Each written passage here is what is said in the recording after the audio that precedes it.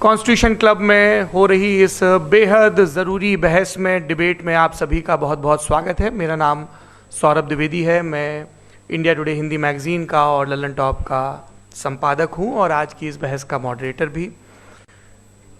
इससे पहले कि ये बहस, जिसका शीर्षक, जिसका टॉपिक है डज गॉड एग्जिस्ट, ये शुरू हो दो विद्वानों के बीच जिनके नाम हैं श्री जावेद अख्तर और श्री मुफ्ती शमाइल नदवी जी, मैं कुछ बुनियादी चीज़ें आप लोगों को बता दूं ताकि ये बहस व्यवस्थित ढंग से चले, वैसे नहीं जैसी बहसों को देखने के हम इन दिनों आदी हो गए हैं। पढ़ी लिखी अकादमिक बहस। इस बहस का प्रारूप कैसा होगा, इसका स्ट्रक्चर कैसा होगा, पहले मैं आपको ये बता देता हूं। सबसे पहले नौजवान विद्वान मुफ्ती शमाइल नदवी जी 10 मिनट अपनी दलीलें आप लोगों के सामने रखेंगे। उसके बाद जावेद अख्तर साहब 10 मिनट अपनी बात रखेंगे। उसके बाद जिसको हम अंग्रेज़ी में रिबटल कहते हैं, एक जवाबी दौर रहेगा कि आपने जो कहा मैं उससे मुतमईन हूँ कि नहीं हूँ और हमने जो कहा। इसके बाद बहस का राउंड 2 शुरू होगा। दोनों विद्वानों को फिर से 7-7 मिनट का वक्त मिलेगा और इसके बाद रिबटल राउंड 2 होगा 5-5 मिनट का। इसके बाद एक दूसरे से सवाल जवाब होंगे। इसके लिए हमने लगभग 16 मिनट का वक्त तय किया है।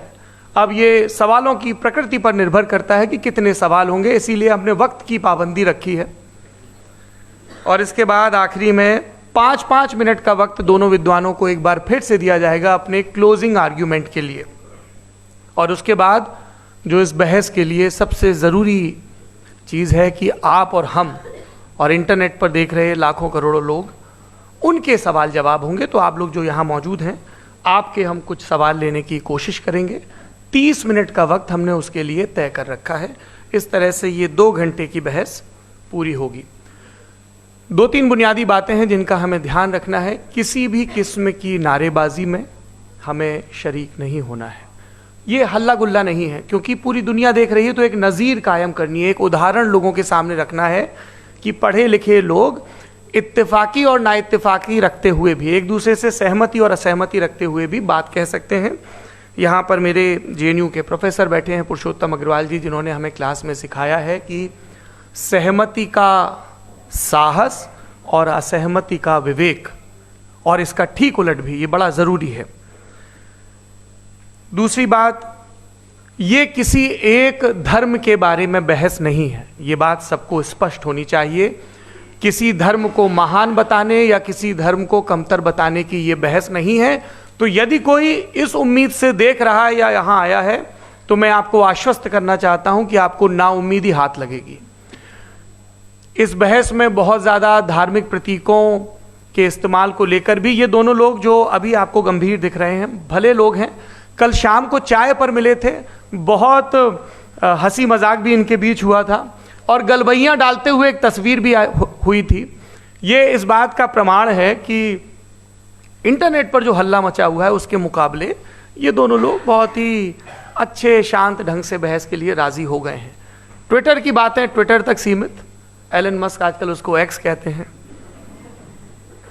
और अब इस बहस की शुरुआत मैं इन विद्वानों का, हालांकि इनको परिचय की ज़रूरत नहीं, पर हो सकता है, हमें पत्रकारिता में सिखाया जाता है कि नेवर अज्यूम, विज्ञान भी यही कहता है। मुफ्ती शमाइल नदवी साहब इस्लामिक विद्वान शिक्षाविद हैं, कोलकाता के वाहियान फाउंडेशन के संस्थापक हैं, लखनऊ की प्रतिष्ठित दारुल उलूम नदवतुल उलमा से ग्रेजुएशन किया है, सोशल मीडिया और सार्वजनिक मंचों पर अध्यापन और बौद्धिक कामों में सक्रिय हैं और इस समय इंटरनेशनल इस्लामिक यूनिवर्सिटी मलेशिया से पीएचडी कर रहे हैं। अच्छी बात यह है कि पढ़ाई के साथ साथ ट्रैवल ब्लॉग भी बनाते हैं। पेट्रोनस टावर के सामने का ब्लॉग हमने देखा। हमारे साथ जावेद अख्तर साहब हैं। जावेद अख्तर साहब कवि हैं, शायर हैं, गद्य भी लिखते हैं, फिल्मों के लिए संवाद लिखे हैं, गीत लिखे हैं।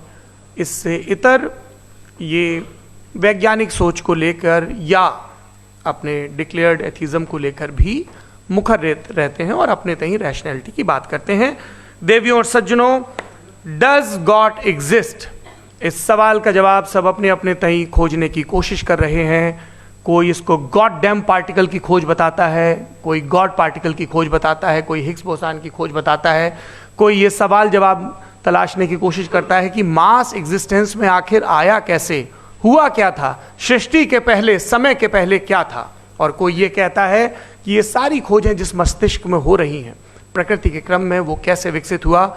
मैं उम्मीद करता हूँ कि हम आज इन बुनियादी सवालों के कुछ जवाब हासिल करने में कामयाब हूँ। मैं सबसे पहले मंच पर आमंत्रित कर रहा हूँ मुफ्ती शमाइल नदवी साहब को। आइए सर जी।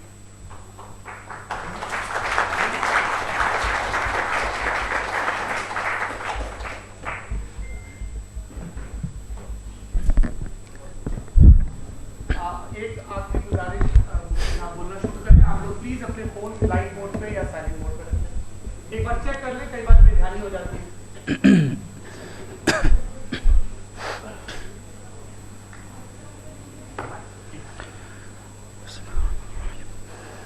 तमाम तारीफ़ें उस क्रिएटर के लिए जिसने इस यूनिवर्स को एक मकसद के तहत पैदा किया है। रिस्पेक्टेड जनाब जावेद अख्तर साहब, मिस्टर सौरभ द्विवेदी और respected audience, thank you all for being here today.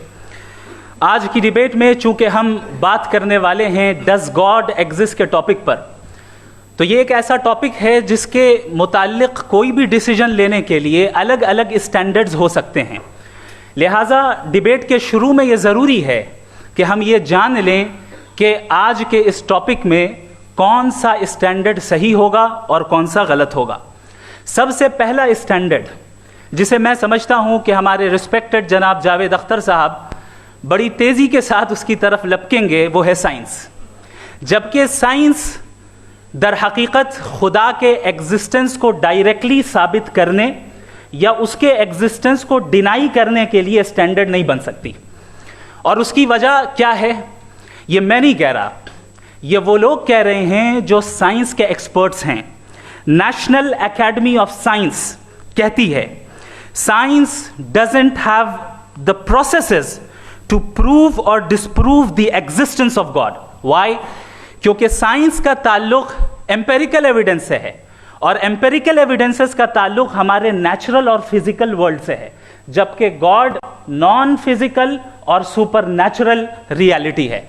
लिहाजा नॉन फिजिकल रियलिटी को आप उस टूल के साथ नहीं चेक कर सकते जिसका काम फिजिकल रियलिटी को तलाश करना है। लिहाजा आज इस डिबेट में गॉड की एग्जिस्टेंस को साबित करने या उसे डिनाई करने में साइंटिफिक एविडेंस को एक्सेप्ट नहीं किया जाएगा।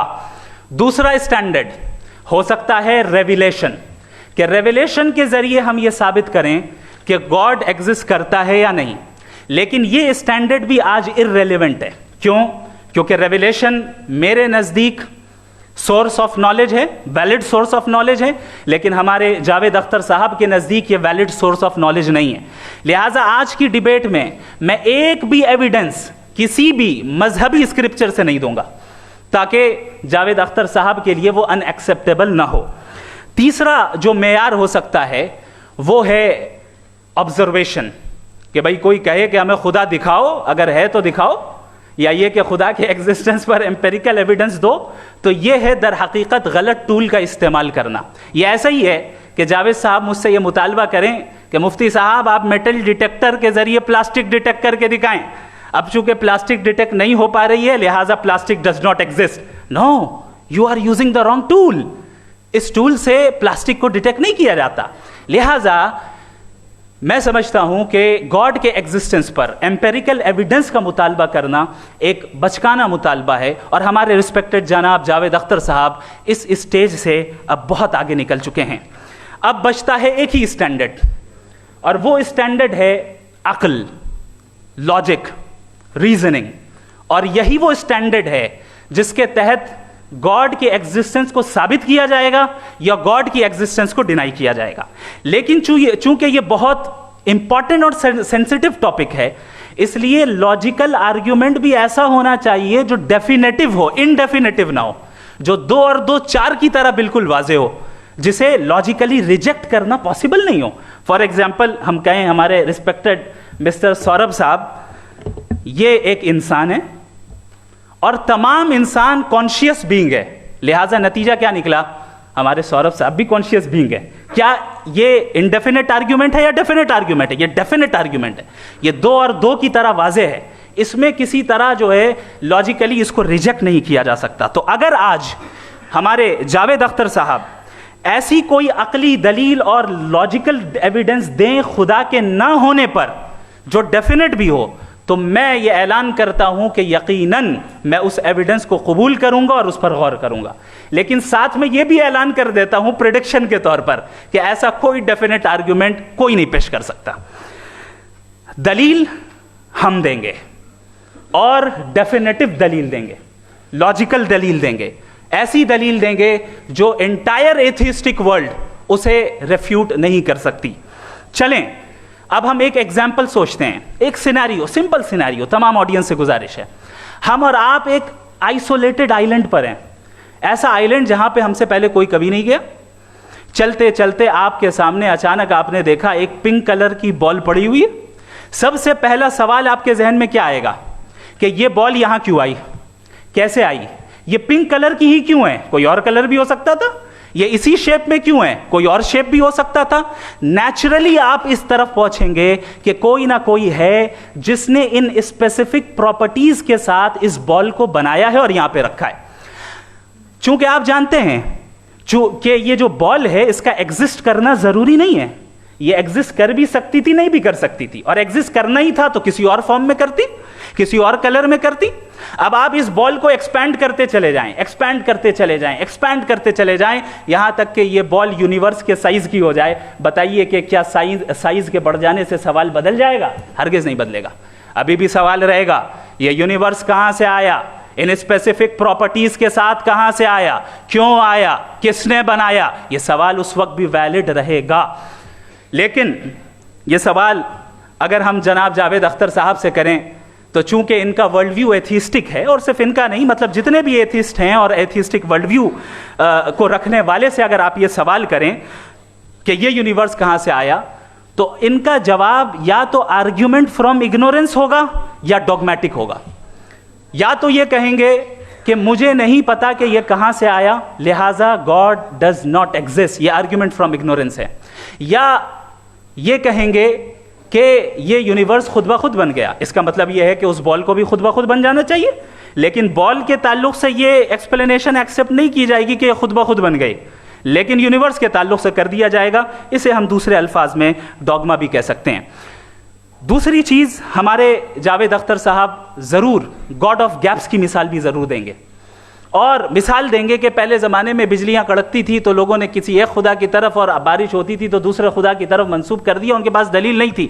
यह हमारा वर्ल्ड व्यू है ही नहीं, यह हमारा वर्ल्ड व्यू है ही नहीं, क्योंकि नेचुरल फिनोमेना के प्रोसेस की इंटरप्रिटेशन को जान लेने से यह कहां से साबित हो गया कि गॉड एग्जिस्ट नहीं करता है। इस पर मैं इंशाअल्लाह अभी आगे बात करूंगा। आप हजरात ये भी देखेंगे, और मैं ये एक्सपेक्ट करता हूं कि हमारे रिस्पेक्टेड जनाब जावेद अख्तर साहब ज़रूर इमोशनल आर्ग्यूमेंट्स भी देंगे, जो कि एक लॉजिकल फेलेसी है जब बात आती है ट्रुथ को डिसाइड करने में। क्यों? मिसाल के तौर पर वो कहेंगे कि अगर गॉड है तो ईविल क्यों एग्जिस्ट करता है, जबकि मैं कहता हूं ईविल का एग्जिस्ट करना गॉड के एग्जिस्ट करने की दलील है, उसके खिलाफ नहीं है। चूंकि अगर गॉड है तो हम सब उसके सामने अकाउंटेबल हैं, और अगर हम अकाउंटेबल हैं तो अकाउंटेबिलिटी के लिए ईविल का मौजूद होना जरूरी है, उसके बगैर हम अकाउंटेबल नहीं हो सकते। और अगर हम अकाउंटेबल नहीं हैं तो हम जनाब जावेद अख्तर साहब से पूछेंगे कि आप बताएं कि फिर सफरिंग इस दुनिया में क्यों है? अगर खुदा नहीं है तो सफरिंग क्यों है? और उन लोगों के जज्बे का क्या जिनके अंदर सफरिंग के बाद इंतकाम लेने का जज्बा पाया जाता है और वो इस दुनिया से ऐसे ही चले गए, क्या उनकी सारी तकलीफें बेकार चली जाएंगी? अब आ जाएं उसी एग्जाम्पल की तरफ कि बॉल, मुझसे अगर कोई पूछे इस बॉल को किसने बनाया और या इस एक्सपेंडेड बॉल को किसने बनाया, मैं कहूंगा कि चूंकि ये यूनिवर्स और इस यूनिवर्स की तमाम चीजें कॉन्टिंजेंट हैं, कॉन्टिंजेंट होने का मतलब ये होता है कि जो अपने एग्जिस्टेंस पे किसी के ऊपर डिपेंड करती हो, तो जाहिर है ये यूनिवर्स कॉन्टिंजेंट है। और अगर कोई चीज़ कॉन्टिंजेंट नहीं है तो मैं रिक्वेस्ट करूंगा कि मुझे दिखा दें कि कौन सी चीज़ यूनिवर्स में कॉन्टिंजेंट नहीं है, हम भी ज़रा गौर कर लें और हम भी देख लें। और जब कॉन्टिंजेंट चीज़ें मौजूद हैं तो फिलोसोफर्स की इस्तिलाह के मुताबिक, हम उस टर्मिनोलॉजी के मुताबिक हम उस जगह तक पहुंचते हैं और उस हस्ती तक पहुंचते हैं जिसे नेसेसरी बीइंग कहा जाता है, कि ये वो नेसेसरी बीइंग है जिसका मौजूद ना होना नामुमकिन हो। चूंकि अगर ये मौजूद ना हो तो सारी चीज़ें एग्जिस्टेंस में आएंगी ही नहीं, और ये सारी कॉन्टिंजेंट चीज़ें उसी के ऊपर डिपेंड करती हैं। अब अगर आप ये सवाल करते हैं कि फिर उस हस्ती को किसने बनाया, फिर उसका कॉज क्या है, फिर उसका कॉज क्या है, फिर उसका कॉज क्या है, और एंडलेसली चले जाएं, इसे हम कहते हैं इन्फिनिट रिग्रेस ऑफ कॉजेज, जो कि लॉजिकल फैलेसी है। कॉन्सेप्चुअली इन्फिनिटी पॉसिबल है। मिसाल के तौर पे न्यूमेरिकल्स 1 2 3 गिनते चले जाएं, इन्फिनिट नंबर्स हैं। मैं कॉन्सेप्चुअली बात नहीं कर रहा, प्रैक्टिकली रियलिटी में साबित करके दिखाएं कि infinite regress of causes possible हैं या नहीं। अगर पॉसिबल हैं तो हम मान लेंगे, मिसाल दे दें, और पॉसिबल नहीं है तो एक ही ऑप्शन बचता है जिसे हम कहते हैं नेसेसरी बीइंग। ऐसी नेसेसरी बीइंग जो इंडिपेंडेंट है, क्योंकि अगर वो डिपेंडेंट हुई तो वो नेसेसरी नहीं रहेगी। ऐसी इंडिपेंडेंट बीइंग जो इटर्नल है, अगर वो इटर्नल नहीं होगी, उसकी बिगिनिंग होगी तो वो खुद कॉन्टिंजेंट है। ऐसी बीइंग जो पावरफुल है, क्योंकि कॉन्टिंजेंट को एक्चुअलाइज करने के लिए पावर चाहिए। ऐसी बीइंग जो इंटेलिजेंट है और नॉलेजेबल है, क्योंकि ये यूनिवर्स स्पेसिफिक फॉर्म और स्पेसिफिक लॉज ऑफ नेचर के तहत प्रिसाइजली चल रहा है। Thank you. थैंक यू मुफ्ती साहब। मैं इन दलीलों के बाद जावेद अख्तर साहब से गुजारिश करूंगा, आप बैठ के बोलना चाहेंगे वहाँ जी।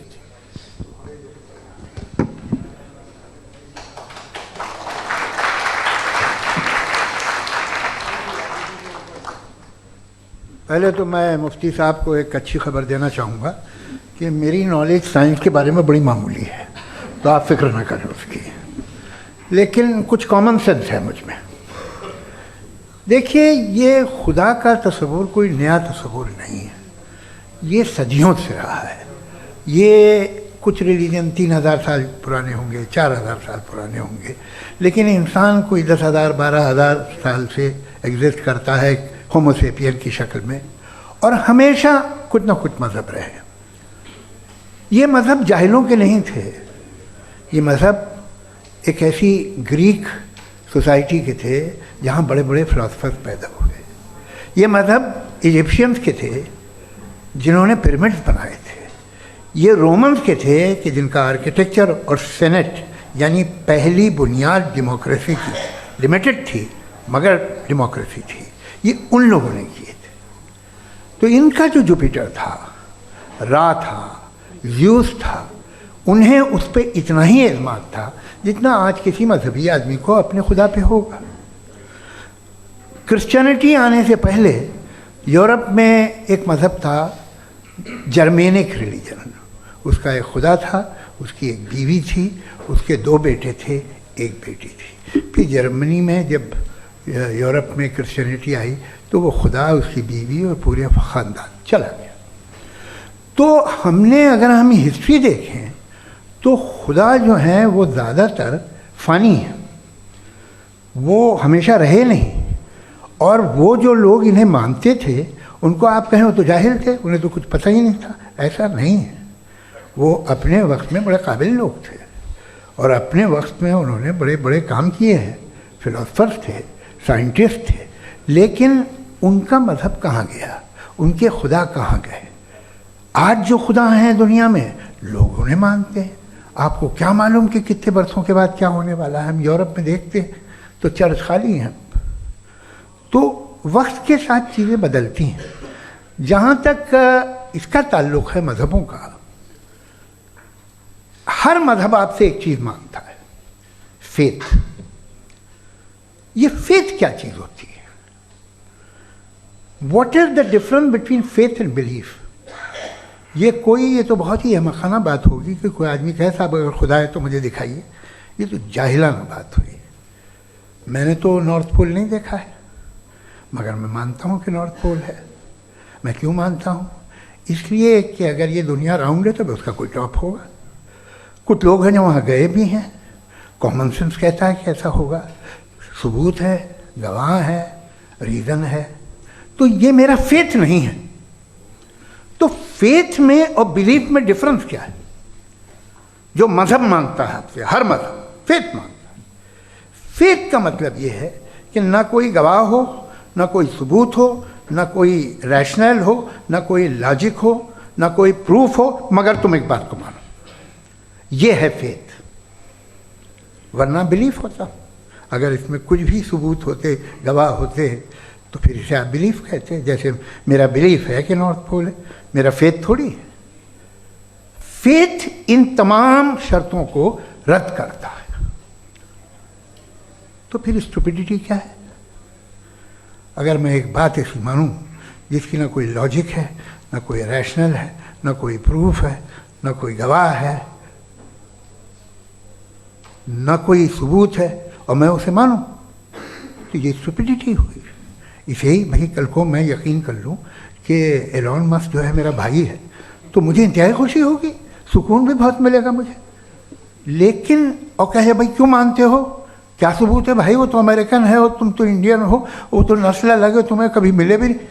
साहब देखिए मेरा फेथ है, इस पर बात न किया। फेथ का मतलब ही यह है कि आप प्रूव नहीं कर सकते। अगर आप प्रूव कर सकते हो तो फेथ की ज़रूरत ही नहीं, फिर तो आप बात करेंगे, आप कितनी बहस कर लीजिए। अल्टीमेटली दुनिया का हर मज़हब फेथ पे टिका है, और फेथ का मतलब है एक ऐसा यकीन जिसका कोई सबूत, कोई गवाह, कोई रैशनल नहीं।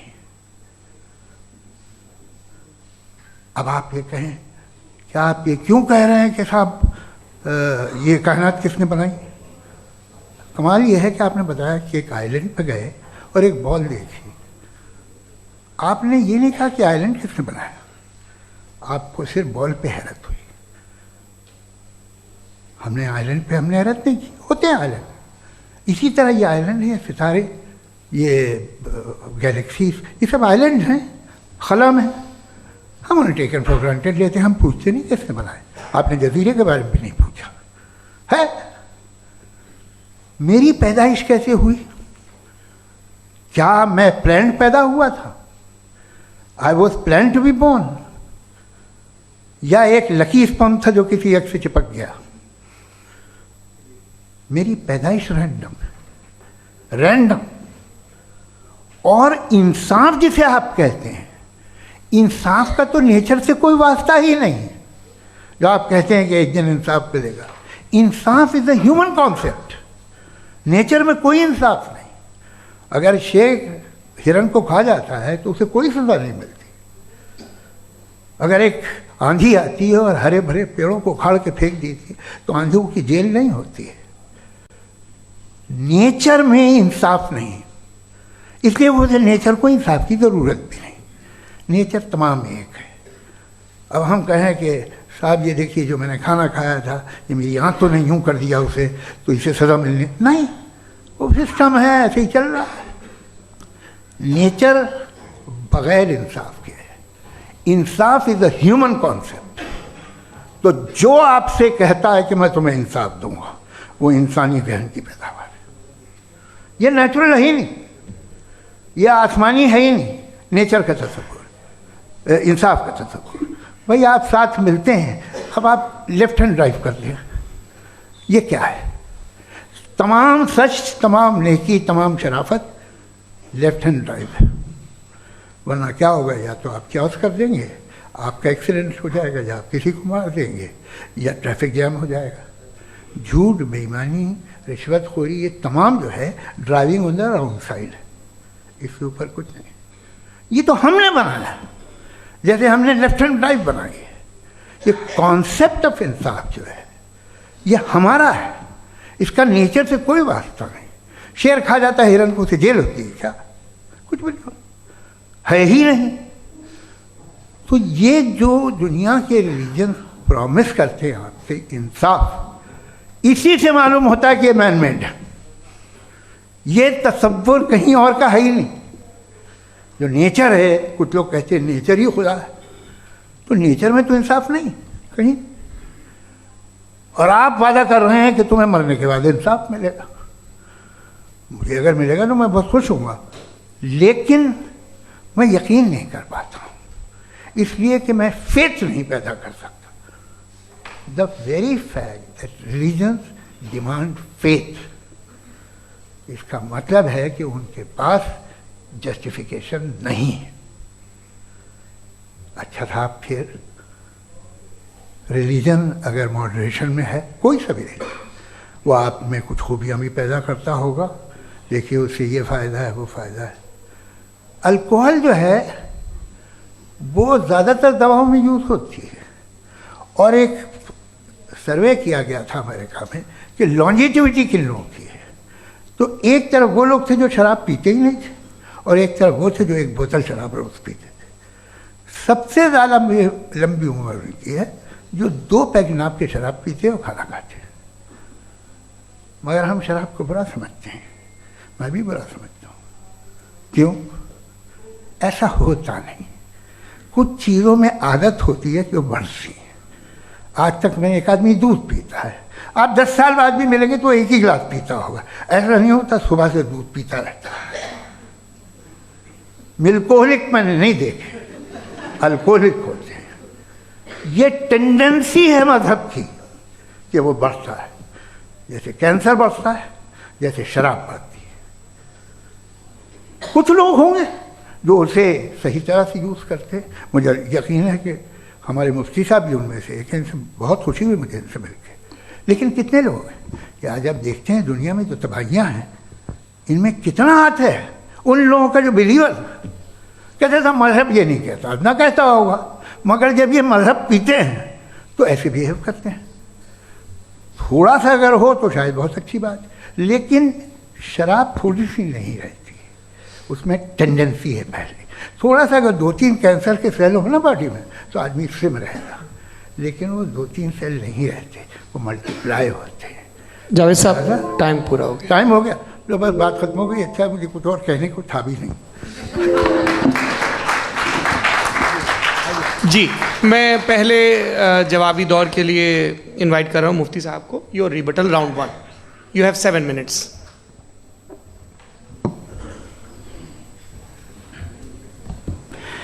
Thank you very much Javed साहब, आपकी बात को सुनकर बड़े महजूज हुए हम लोग। महजूज, do you understand? We enjoyed. Okay, अब थोड़ा सा लॉजिकली उसको हम लोग देखते हैं। दरअसल हम लोगों ने कल गुजारिश की थी मुफ्ती साहब से भी, जावेद साहब से भी, कि हिंदुस्तानी ज़बान आम फहम सबको समझ में आ जाए, और जहाँ कहीं आप मुश्किल शब्द इस्तेमाल करें वहाँ बताते भी चलें। Thank you. तो सबसे पहले हमारे रिस्पेक्टेड जावेद साहब ने हवाला दिया कि खुदा फ़ानी है। कितने मजहब आगे चले गए, किसी ने जुपिटर को खुदा माना, किसी ने किसी को माना। मैं कहता हूँ जिसने कॉन्टिंजेंट चीज़ को खुदा माना, गलत माना, वो खुदा ही नहीं, वो खुदा ही नहीं है। हम तो नेसेसरी बीइंग को साबित करने बैठे हैं, वो नेसेसरी कॉज जो इटरनल है, जो अबदी भी है और अजली भी है। हम किसी और को साबित करने नहीं बैठे। दूसरी चीज़, उन्होंने कहा कि फेथ एंड बिलीफ, ये एक ऐसी डेफिनेशन है फेथ की जो इन्होंने पहली मर्तबा पेश की है, या माफ़ कीजिएगा, इन्होंने पहली मर्तबा पेश नहीं की है, रिचर्ड डॉकिंस ने पहली मर्तबा पेश की है। मुझे मालूम है ये सोर्स कहाँ से है। एपिस्टेमोलॉजिकली फेथ और बिलीफ का फ़र्क आप इस तरह नहीं कर सकते सर। फेथ सही भी होता है, गलत भी होता है, बिलीफ सही भी होता है, गलत भी होता है। जो लॉजिक, रीजन और एविडेंस से बैक्ड होगा वो फेथ सही होगा। और आप जिस फेथ की बात कर रहे हैं कि इलॉजिकल है और उसके पीछे नहीं है, तो we are on the same page.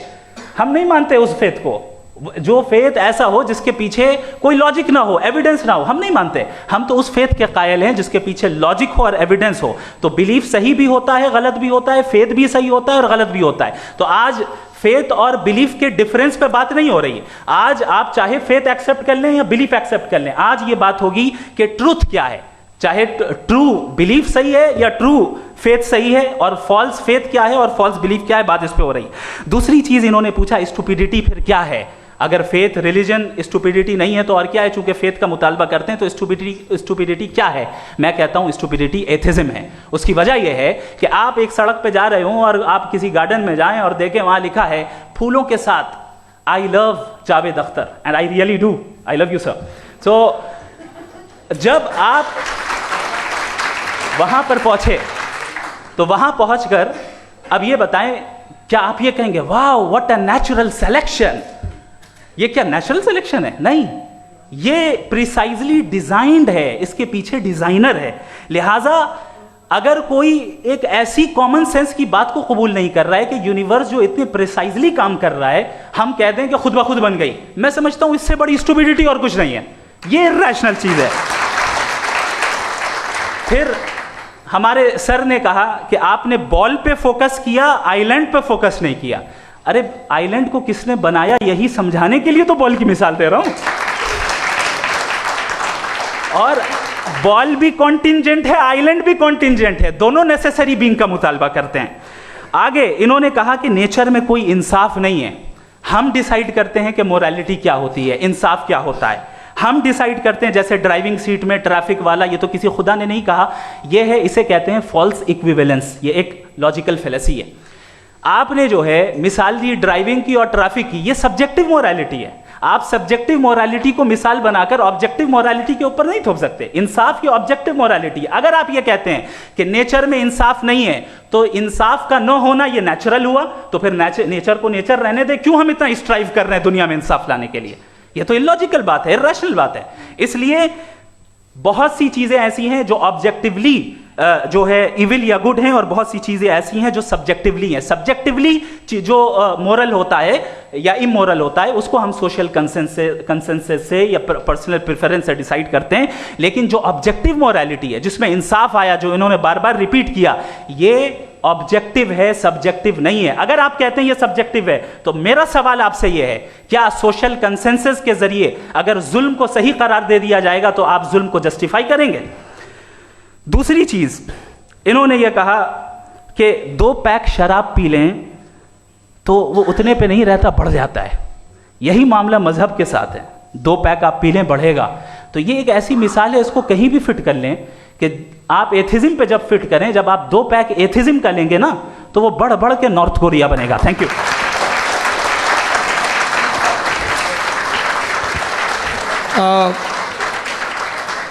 First round के रिबटल के लिए मैं जावेद साहब को इनवाइट कर रहा हूं। आपके पास 7 मिनट का वक्त है, रीसेट कर दीजिएगा प्लीज। मुझे इस बात की खुशी है कि मुफ्ती साहब ने भी मान लिया कि नेचर में कोई इंसाफ नहीं है। तो कोई भी चीज़ जो इंसान ने नहीं बनाई है उसमें इंसाफ नहीं होता है। एक बात मैं आपसे अर्ज़ करूँ, जरा पता लगा लीजिएगा, ये जो आप बाग में जाते हैं बेहद खूबसूरत फूल देखते हैं ना, इनमें से कोई नेचुरल नहीं है। ये सारे फूल क्रॉस करके बनाए गए हैं। जो जंगल में फूल होते हैं नहायत मामूली होते हैं, ये फूल इंसानों ने बनाए हैं। जो आप बाग में देख के वाह वाह कहते हैं, ये इंसानों के बनाए हुए हैं। डिफरेंट फूलों को क्रॉस करके, डेवलप करके, फिर क्रॉस करके इस तरह से बनाए गए। नेचुरल फ्लावर नहीं। किसी जंगल वीरान में जाके आप गुलाब के फूल नहीं देखेंगे। ये सब बनाए हुए इंसान ने, बहुत से काम इंसान ने किए हैं। बाकी है कि आपने मेरी एक बात का जवाब नहीं दिया, जिससे मुझे शिकायत है कि फेथ क्या है और आप फेथ मांगते क्यों हैं मुझसे? आप तो लॉजिकल हैं, आपके पास तो सारे रैशनल्स हैं, आपके पास सारे सबूत हैं, तो आपको फेथ की डिमांड क्यों करते हैं कि भाई तुम सरेंडर कर दो और सवाल मत करो? कोई मजहब सारे सवाल करने की इजाज़त नहीं देता है और मना करता है कि ज़्यादा सवाल ना करो, बहक जाओगे तुम। आप क्यों रोकते हैं? हकीकत यह है कि इंसानी तारीख क्या है। इंसानी तारीख ये है कि दुनिया में 2 तरह के लोग हुए हैं। एक वो जिन्होंने अपनी लाइल्मी की परस्तिश की है, दूसरे वो जिन्होंने अपनी इग्नोरेंस या लाइल्मी से झगड़ा किया है और मालूम किया है कि क्या है। ये जो आप कह रहे हैं, आज आप हैरान हैं कि भाई ये यूनिवर्स कैसे बनी। लोग हैरान थे कि सूरज डूबता है तो इधर से कैसे निकलता है। और आप एक कदम जाके हमेशा का मानने को तैयार है, एक कदम पीछे ही मान जाइए। भाई आप इसके बाद जाते हो, कहते सवाल ना करना कि ये कहाँ से आया, ये पावर तो हमेशा से हमेशा रहेगी। तो आप यूनिवर्स के बारे में मानने में क्या तकलीफ है? एक कदम पहले रुक जाइए। ये हमेशा से थी या नहीं थी, हमें मालूम नहीं है। और ये कहना कि हमें मालूम नहीं है, कमाल ये है कि दुनिया के सारे मजहब सब जानते हैं ये दुनिया कैसे बनी थी, कैसे मिटेगी, मरने के बाद क्या होगा, इनको सब इल्म है। इनको किसी को डायनासोर होते थे पहले ये नहीं पता था, किसी को नहीं पता। किसी भी दुनिया की मजहबी किताब में डायनासोर का जिक्र नहीं है। लेकिन बाकी सब बातें, how to make universe in 4 easy lessons and बाकी सब पता है। जिसको सब पता है वो गड़बड़ है। हम में ये इंकिसार, ये ह्यूमिलिटी होनी चाहिए कि हम ये कहें कि हमें ये बहुत सारी बातें नहीं मालूम, लेकिन हम उनकी परस्तिश न करें, अपनी लाइल्मी को की परस्तिश न करें, हम उसे पता लगाने की कोशिश करें। जिस दुनिया में आप बैठे हैं सर, ये हॉल जो है, ये इलेक्ट्रिसिटी जो है, ये माइक जो है, जिस हवाई जहाज से आप आए थे, वो जिस कार से आप यहाँ आए हैं, ये सब उन लोगों की बनाई हुई है जिन्होंने सवाल किए थे। ये दुनिया जिसमें आप आज आराम से हैं, ये उन लोगों की बनाई है कि जिन्होंने सवाल किए थे। और हर स्टेज पे इन सवालों को मकरूह कहा गया था, गलत कहा गया था। आप ज़रा तारीख पढ़िए, एक बड़ी दिलचस्प किताब है बर्ट्रैंड रसेल की, जिसमें उसने रिलीजन एंड साइंस कि कब से रिलीजन जो है साइंस के अगेंस्ट है। और हद तो ये है कि भाप के इंजन के खिलाफ थे, स्टीम इंजन के भी खिलाफ थे, और फतवे हुए उन पर, वेटिकन ने दिए। तो ये हमेशा, अभी जैसे ही ये राइट विंगर आते हैं अमेरिका में पावर में, तो वो जो अपना ये क्या बोलते हैं उसे, सीड क्या बोलते हैं, सीड क्या जो, हाँ नहीं सीड जो होते हैं जिन पे जी नहीं भाई, वो जो ह्यूमन बॉडी के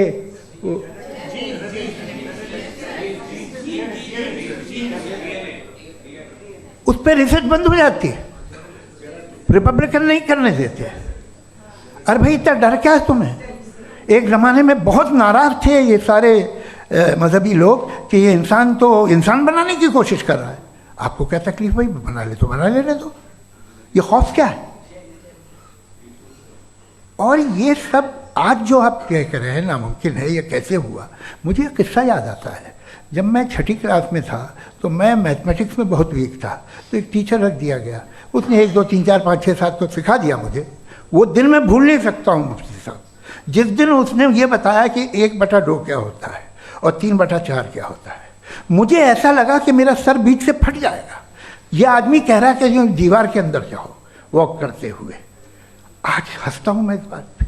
तो आज जो बातें आपके जहन से बिल्कुल परे हैं और आप हैरान होते उन्हें देख के, एक वक्त आएगा कि मामूली लगेंगे। और हुआ है, आपकी इंसानी तारीख ही है। इतनी जल्दी सारे फैसले आप मत कर लीजिए, थोड़ा ये ह्यूमिलिटी रखिए कि भाई ये हमें नहीं मालूम। ये कहने में क्या आ रहा है? ये यूनिवर्स कहाँ तक फैली, ये कब से है और कब तक रहेगी, हमें नहीं मालूम। आपने फैसला कर लिया कब बनी। ये आपके हिसाब से कोई 14 बिलियन ईयर बनी जो समझा जाता है। उससे पहले हजारों करोड़ों अरबों साल तक खुदा बैठा क्या कर रहा था? खामोश बैठा था, ऐसी जमाइयाँ ले रहा था। फिर उसे आइडिया है, यार एक काम करते, वक्त अच्छा गुजर जाएगा, यूनिवर्स बनाते। सोचिए, वो तो हमेशा से है ना, मगर यूनिवर्स हमेशा से नहीं है, ये तो बनाई गई है। और उससे पहले क्या था, इनका क्या काम था? कैसी बात है, ये बड़ा आसान है। जो बात हमें आज धीरे धीरे पता चली है, बरसों 2000 और 2500 साल पहले आपको किसी ने बता दिया कि क्या था, आप मान गए, और तब से वही मान रहे हैं जो 2500 साल पहले कहा गया था। सब कुछ बदल गया है, सॉल्व हो रही हैं चीज़ें। अभी साइंस बिल्कुल दावा नहीं करती, या कोई फिलोसफर ये दावा नहीं करता कि हमें सब मालूम, बल्कि वो कहता है कि हमें जितना मालूम होता है उससे ये मालूम होता है कि हमें कितना कम मालूम। तो हम अपनी जहालत से लड़ें, उसकी परस्तिश न करें। जी, time. Thank you so much. मैं तर्कों की श्रृंखला में राउंड 2 के लिए मुफ्ती साहब को आमंत्रित कर रहा हूँ। आपके पास एक बार फिर से 7 मिनट का वक्त है। शुक्रिया। जनाब जावेद अख्तर साहब कई मर्तबा दोहरा रहे हैं कि फेथ का मतलब बताइए, फेथ का मतलब बताइए। मैंने बता दिया, फेथ सही भी होता है, गलत भी होता है। और आज हम फेथ पे बात नहीं कर रहे, हम ट्रुथ और डज गॉड एग्जिस्ट पे बात कर रहे हैं। क्या डज गॉड एग्जिस्ट, ये ट्रुथ यानी गॉड है या नहीं है, इसमें से दोनों ट्रुथ क्या है। अब आप उसे फेथ कह लें, बिलीफ कह लें, नॉट माई बिजनेस। उसके बाद आपने कहा कि भाई सवाल करने से मजहब रोकता है। मैं कहता हूं जो रोकता है वो रोकता होगा, मैं नहीं रोकता, बल्कि सवाल करें, सवाल करना चाहिए। सवाल कर करके तो हम आगे बढ़ते हैं, तरक्की करते हैं, और इसीलिए मैं आज यहाँ पे आया हूँ। लेकिन सवाल सिर्फ खुदा से नहीं होगा, आपसे भी होगा। सवाल एथिज्म से भी होगा, सवाल सिर्फ मजहब से नहीं होगा, सबसे होगा।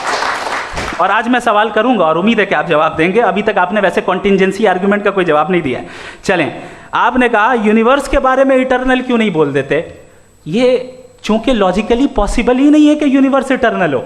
यूनिवर्स एक कॉन्टिंजेंट चीज़ है जो टाइम एंड स्पेस के पाबंद है, टाइम एंड स्पेस से बाउंड है। जो टाइम एंड स्पेस से बाउंड होगा वो कॉन्टिंजेंट होगा, जो कॉन्टिंजेंट होगा वो उसकी बिगिनिंग हुई होगी, जिसकी बिगिनिंग हुई होगी वो इटर्नल नहीं हो सकता।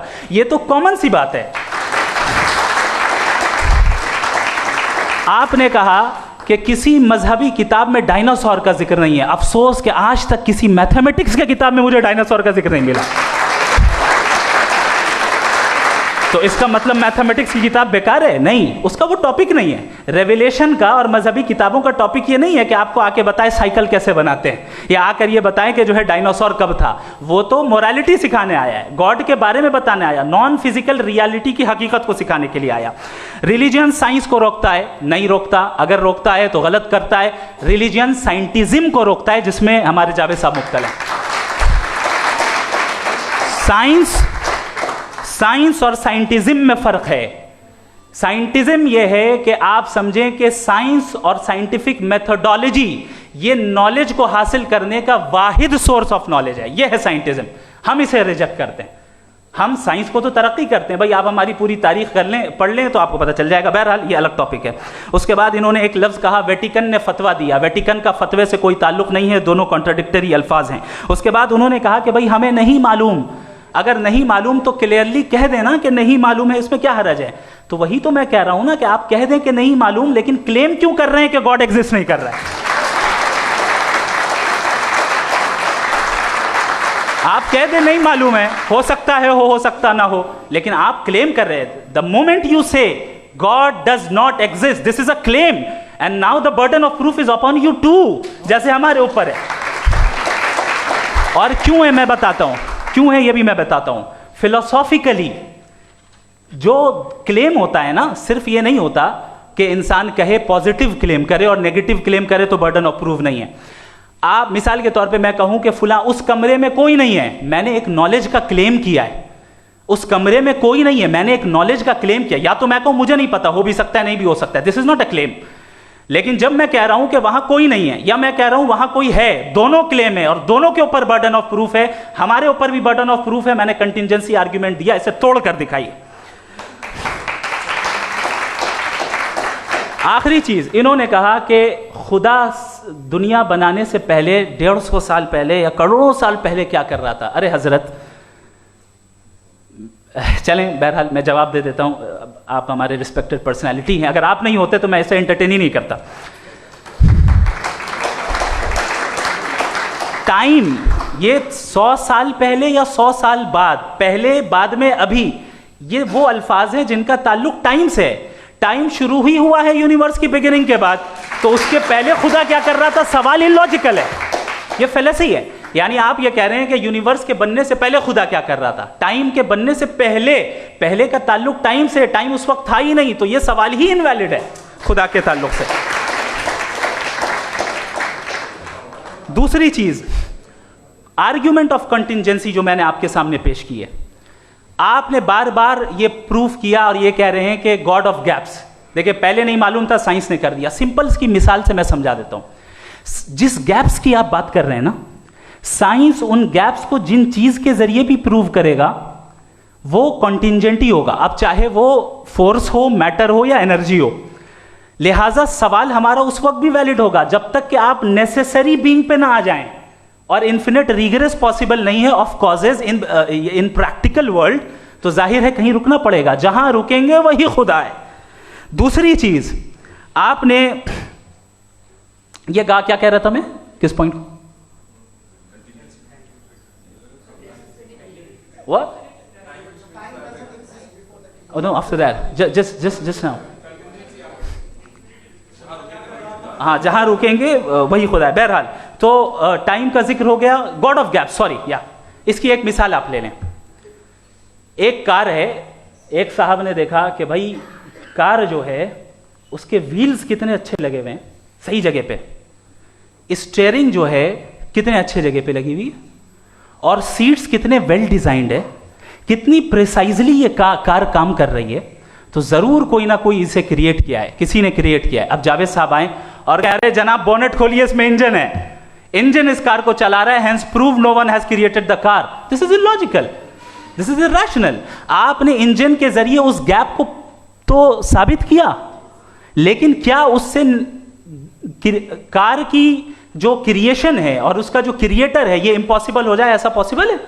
उसका सवाल खत्म हो जाए, ऐसा पॉसिबल है? नहीं। आपने गैप्स को फिल करके, कॉन्टिंजेंट चीजों से गैप्स को फिल करके हमारे ऑब्जर्वेशन को और ब्रॉड कर दिया। अब हमें और पता चल गया कि ये जो कार है इसका सिस्टम कितना ज्यादा कॉम्प्लेक्स है। पहले कम समझते थे, अब कॉम्प्लेक्सिटी और ज्यादा वाजे हो गई। अब हमें समझ में आ रहा है कि हमारी सर्टेनिटी और बढ़ गई कि जरूर इस कार को किसी ना किसी ने बनाया। यही मामला यूनिवर्स का है। साइंस हमेशा फिजिकल वर्ल्ड की चीजों को ही फिल करती जाएगी और फिजिकल चीजों से ही करती जाएगी, चूंकि एम्पेरिकल एविडेंस का ताल्लुक फिजिकल वर्ल्ड से है। आप साइंस के जरिए मेटाफिजिकल रियलिटी को कभी साबित नहीं कर सकते। ये रॉन्ग टूल का इस्तेमाल करना है। ये वही काम है कि आप मेटल डिटेक्टर से प्लास्टिक डिटेक्टर करने चलें, जो कि जाहिर है सही नहीं है। Thank you.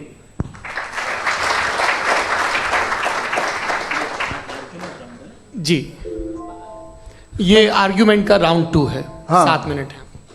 पहले तो मैं आपसे अर्ज करूं कि आपने कहा कि जब कायनात ही नहीं थी तो वक्त भी नहीं था, कुछ भी नहीं था। कैसे नहीं था? खुदा था, एक एग्जिस्टेंस तो था ना खुदा का। तो जब खुदा था तो वक्त भी होगा। ऐसा नहीं है कि कुछ भी नहीं था, खुदा था। अच्छा, बाकी एक आपने कहा साहब आप साबित कीजिए, आपके पास भी लॉजिक है, मेरे पास भी लॉजिक है। मेरा जिम्मेदारी नहीं है साबित करना कि खुदा है। बर्टन रसल ने बड़ी अच्छी बात कही।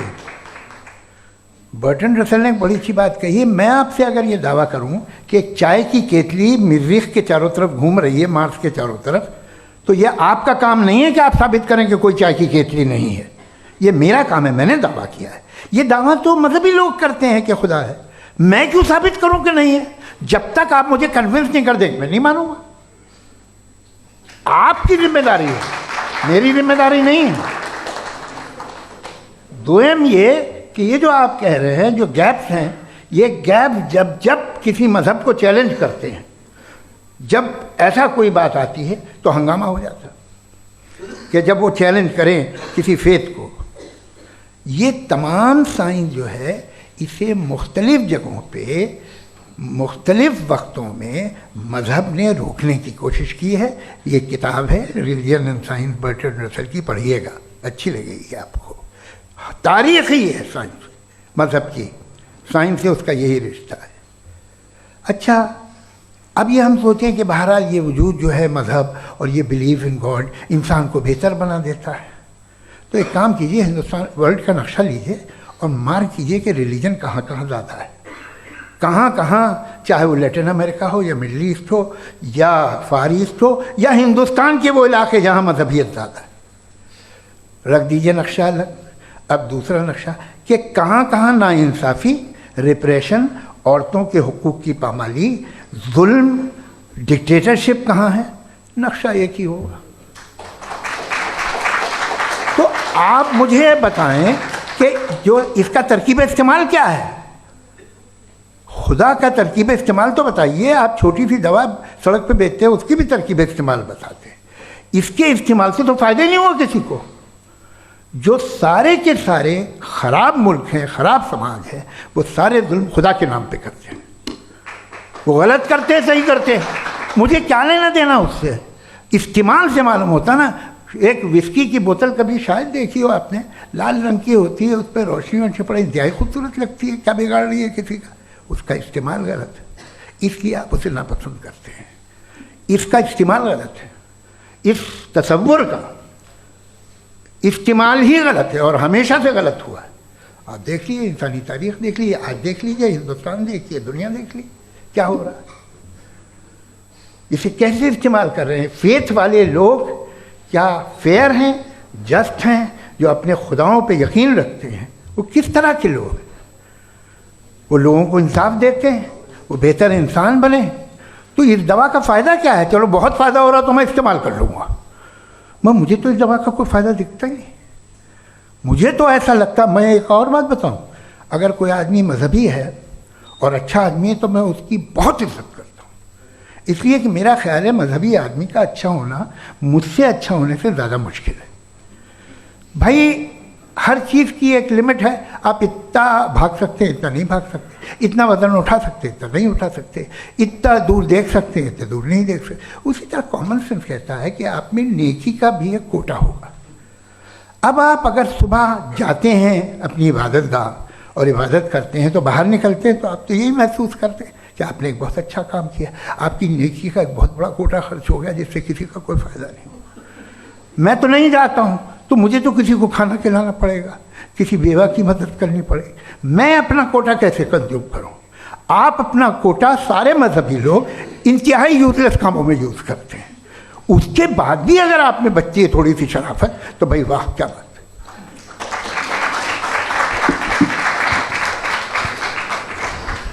एक तो मुझे ये बात बहुत अच्छी लग रही है कि दोनों ही विद्वान समय को मानते हैं और बहुत समय से अपनी दलीलें और बाज़ दफ़ा समय से पहले अपनी तकरीरें पूरी करके अपनी अपनी कुर्सी पर बैठ रहे हैं। ये इस आर्ग्यूमेंट का राउंड 2 पूरा हुआ। अब रिबटल का राउंड 2 है और उसके बाद क्रॉस एग्जामिनेशन होगा। नहीं, आपका आर्ग्यूमेंट हो गया सर। हमारे यहाँ स्कूल के सिलेबस में पंच परमेश्वर कहानी पढ़ाई जाती है, प्रेमचंद जी की लिखी हुई। आप निश्चिंत रहिए, आपके कोई राउंड में मिस नहीं होने दूंगा। रिबटल का राउंड 2, मुफ्ती शमाइल नदवी साहब।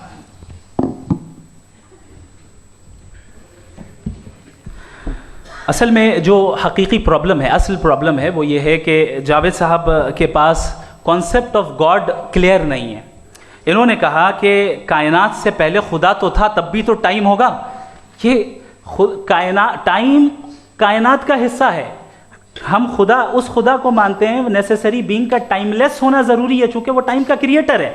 जब उसने टाइम को क्रिएट किया तो वो खुद टाइम पे कैसे होगा? उसने जब स्पेस को क्रिएट किया तो खुद स्पेस में कैसे होगा? अगर वो टाइम एंड स्पेस को पहले से ही उसका पाबंद है तो फिर किस चीज़ को उसने क्रिएट किया? लिहाजा ये सवाल गलत है कि खुदा था तो टाइम होगा। बिल्कुल नहीं, टाइम के पाबंद हम हैं, खुदा नहीं है। हम फिजिकल वर्ल्ड से ताल्लुक़ रखते हैं, वो मेटाफिजिकल रियलिटी है। दूसरी चीज़ इन्होंने मिसाल दी कि चाय की केतली हवा में घूम रही होगी, और पता नहीं शायद वो बर्टन रसल का उन्होंने हवाला दिया। बहरहाल यही प्रॉब्लम है। प्रॉब्लम यही है कि हम चीज़ों के दरमियान डिफ्रेंशिएट नहीं कर पाते हैं। ये जो आपने मिसाल दी ये इमेजिनेशन है, और मैं जो साबित कर रहा हूँ वो लॉजिकल नेसेसिटी है। आप इमेजिन करना है तो कुछ भी करें, जुपिटर में पिंक एलिफेंट होगा, यूनिकॉर्न होगा, करें, उससे कायनात पे क्या फ़र्क पड़ता है? उससे आप लॉजिकल नेसेसिटी साबित नहीं कर सकते। मैं तो उस प्राइम कॉज की बात कर रहा हूं, उस नेसेसरी बीइंग की बात कर रहा हूं जिसके बगैर इस कायनात का एग्जिस्टेंस मुमकिन नहीं है। दूसरी चीज़, मजहब को साइंस चैलेंज करती है वगैरह वगैरह, ये हमारा टॉपिक ही नहीं है। मैं इस पर बात करूंगा तो फिर मेरा वक्त चला जाएगा। मजहब के ऊपर चूंकि हमारी डिस्कशन नहीं है, साइंस को मजहब और बिलखुसूस मैं और हमारा वर्ल्ड व्यू कम से कम साइंस को पीछे नहीं करता है, साइंटिज्म की मजम्मत करता है। इसकी वजाहत मैंने पहले कर दी। दूसरी चीज़ इन्होंने कहा वर्ल्ड का नक्शा लीजिए, वर्ल्ड मैप लीजिए, 2 अलग अलग जगह की। हजरत मैंने ये होमवर्क किया था और मैंने मिडिल ईस्ट का एक नक्शा लिया और यूरोप का एक नक्शा लिया, ये मजहबी इलाका और ये लिबरल और एथीस्ट इलाका। मुझे पता चला कि सबसे ज़्यादा रेप केसेस जो हैं वहाँ पर हैं।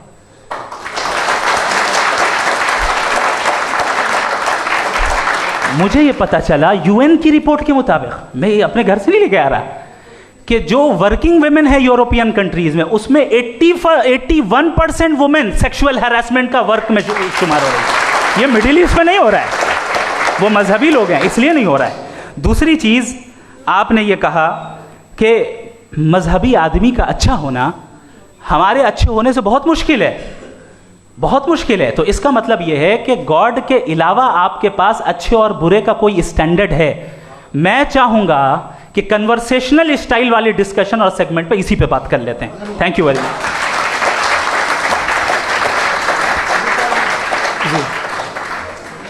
ये रिबटल का राउंड 2 है, आपके पास 5 मिनट का वक्त है और इसके बाद क्रॉस एग्जामिनेशन शुरू करेंगे। आप चाहें तो जो इन्होंने सवाल पूछे उनके जवाब आप रिबटल में भी दे सकते हैं। जी जी, देखिए पहले तो ये बात कि ये मिसाल गलत नहीं है, गलत है।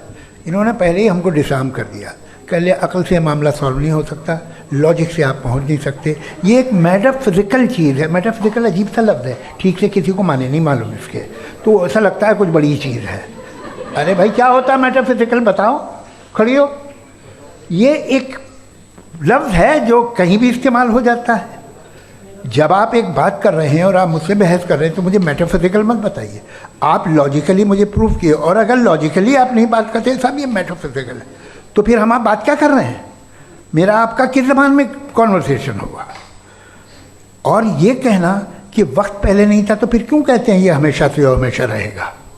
हमेशा वक्त है, तो आप कैसे कहते हैं वो हमेशा से है और हमेशा रहेगा?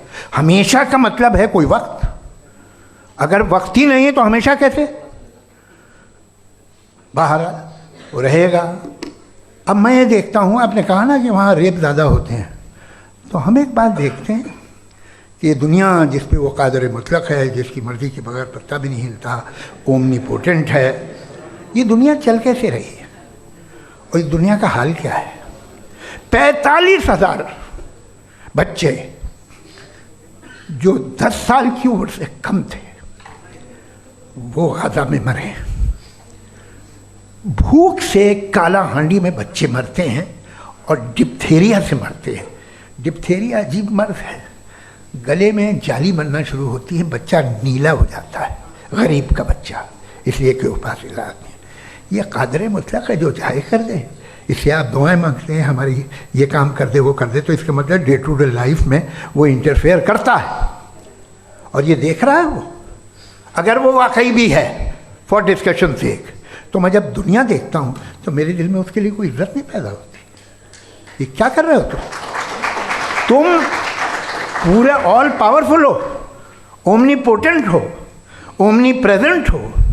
तुम तो वहाँ गाजा में रहे होगे ना, तुम हर जगह हो। तुम देख रहे थे कि बच्चे की कैसे धज्जियाँ उड़ रही, तुम देख रहे थे और तुम चाहते हो मैं तुम्हारी परस्तिश करूँगा, तुम हो भी। अरे यार, इससे अच्छे तो हमारे चीफ प्राइम मिनिस्टर हैं, कुछ तो ख्याल करते हैं। कमाल है, आप किसकी इबादत कर रहे हैं? अगर वो है भी, ये दुनिया नाइंसाफी से, जुल्म से, जबर से, तशद्दुद से भरी हुई। और आप ये मत कहिएगा कि वो देख रहा है और वो बताएगा एक दिन। अगर वो देख रहा है और इंटरफेयर नहीं करता तो आप दुआ क्यों मांगते? आप कहते हैं मेरा ये काम करा दे, इसके मतलब है वो दखल दे सकता है, वो आपको नौकरी दिलवा सकता है, भले दूसरे आदमी को ना मिले, मगर आपका काम कर देगा चूंकि आपने दुआ मांगी है।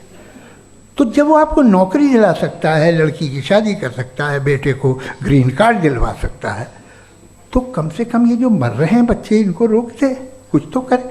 मुझे तो दुनिया में, इस दुनिया का कोई मालिक है, इसका ओमनीपोटेंट कोई रूलर है, और ये दुनिया ऐसी चल रही है। मैं तो चाहूँगा कि भाई ना हो, अगर हो तो बड़ी शर्मिंदगी की बात है। शुक्रिया।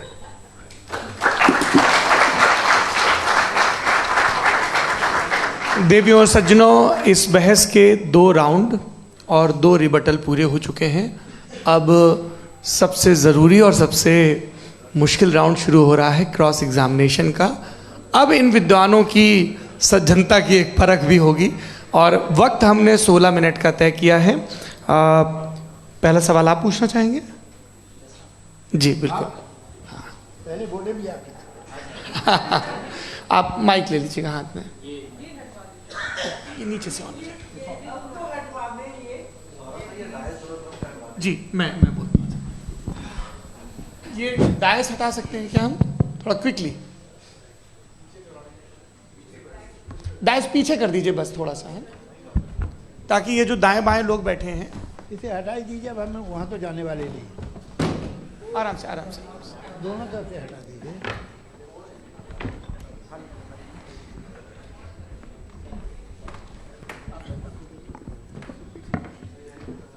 इस बीच आप लोग भी अपने अपने सवाल तैयार कर लें। ये ध्यान रखेंगे कि मैं यहाँ से सवाल लूँगा, आप लोगों को अपना हाथ ऊपर करना है, अपना नाम बताना है और अधिकतम 3 वाक्यों में अपना सवाल पूरा करना है। कई लोग सवाल की जगह भाषण देने लगते हैं, उससे आज बचना है जी। मुफ्ती साहब, पहला सवाल आपका, 16 मिनट हैं, हम दोनों लोगों के सवाल लेंगे जी। जी बहुत शुक्रिया। आपकी जो अभी बात हुई बहुत अहम थी, मैं इसको चाहूँगा कि आगे डिस्कस करूँ, लेकिन चूँकि अभी ये वो सेगमेंट है क्रॉस एग्जामिनेशन, तो सबसे पहला सवाल आपसे ये है कि जो मैं इतनी देर से कॉन्टिंजेंसी आर्ग्यूमेंट आपको बता रहा था, ये अकल से ही बता रहा था हजरत, आप ये बताएं कि आप इन्फिनिट रिग्रेस ऑफ कॉजेज को पॉसिबल मानते हैं या नेसेसरी बीइंग के एग्जिस्टेंस को सही समझते हैं? चूंकि 2 ही ऑप्शन हो सकता है, आप ये बताएं। देखिए, आपको मैं ईमानदारी से बात करूं, एक तो मैं कॉन्टिजेंसी वर्ड ठीक से समझता नहीं, और इस वक्त भी जो आपने अंग्रेज़ी के अल्फाज इस्तेमाल किए वो ज़रा थोड़े से मुझे डिफ़िकल्ट और कॉम्प्लिकेटेड लगे, तो आप ज़रा सिंपल ज़बान में सवाल कर सकते हैं? बिल्कुल कर सकता हूँ जी। यूनिवर्स की हर चीज़ कॉन्टिंजेंट होने का मतलब ये है कि वो अपने एग्जिस्टेंस में किसी के ऊपर डिपेंडेड है। जो भी चीज़ डिपेंडेड होगी वो चीज़ इंडिपेंडेंट नहीं हो सकती, तो उसका कोई ना कोई कॉज होगा।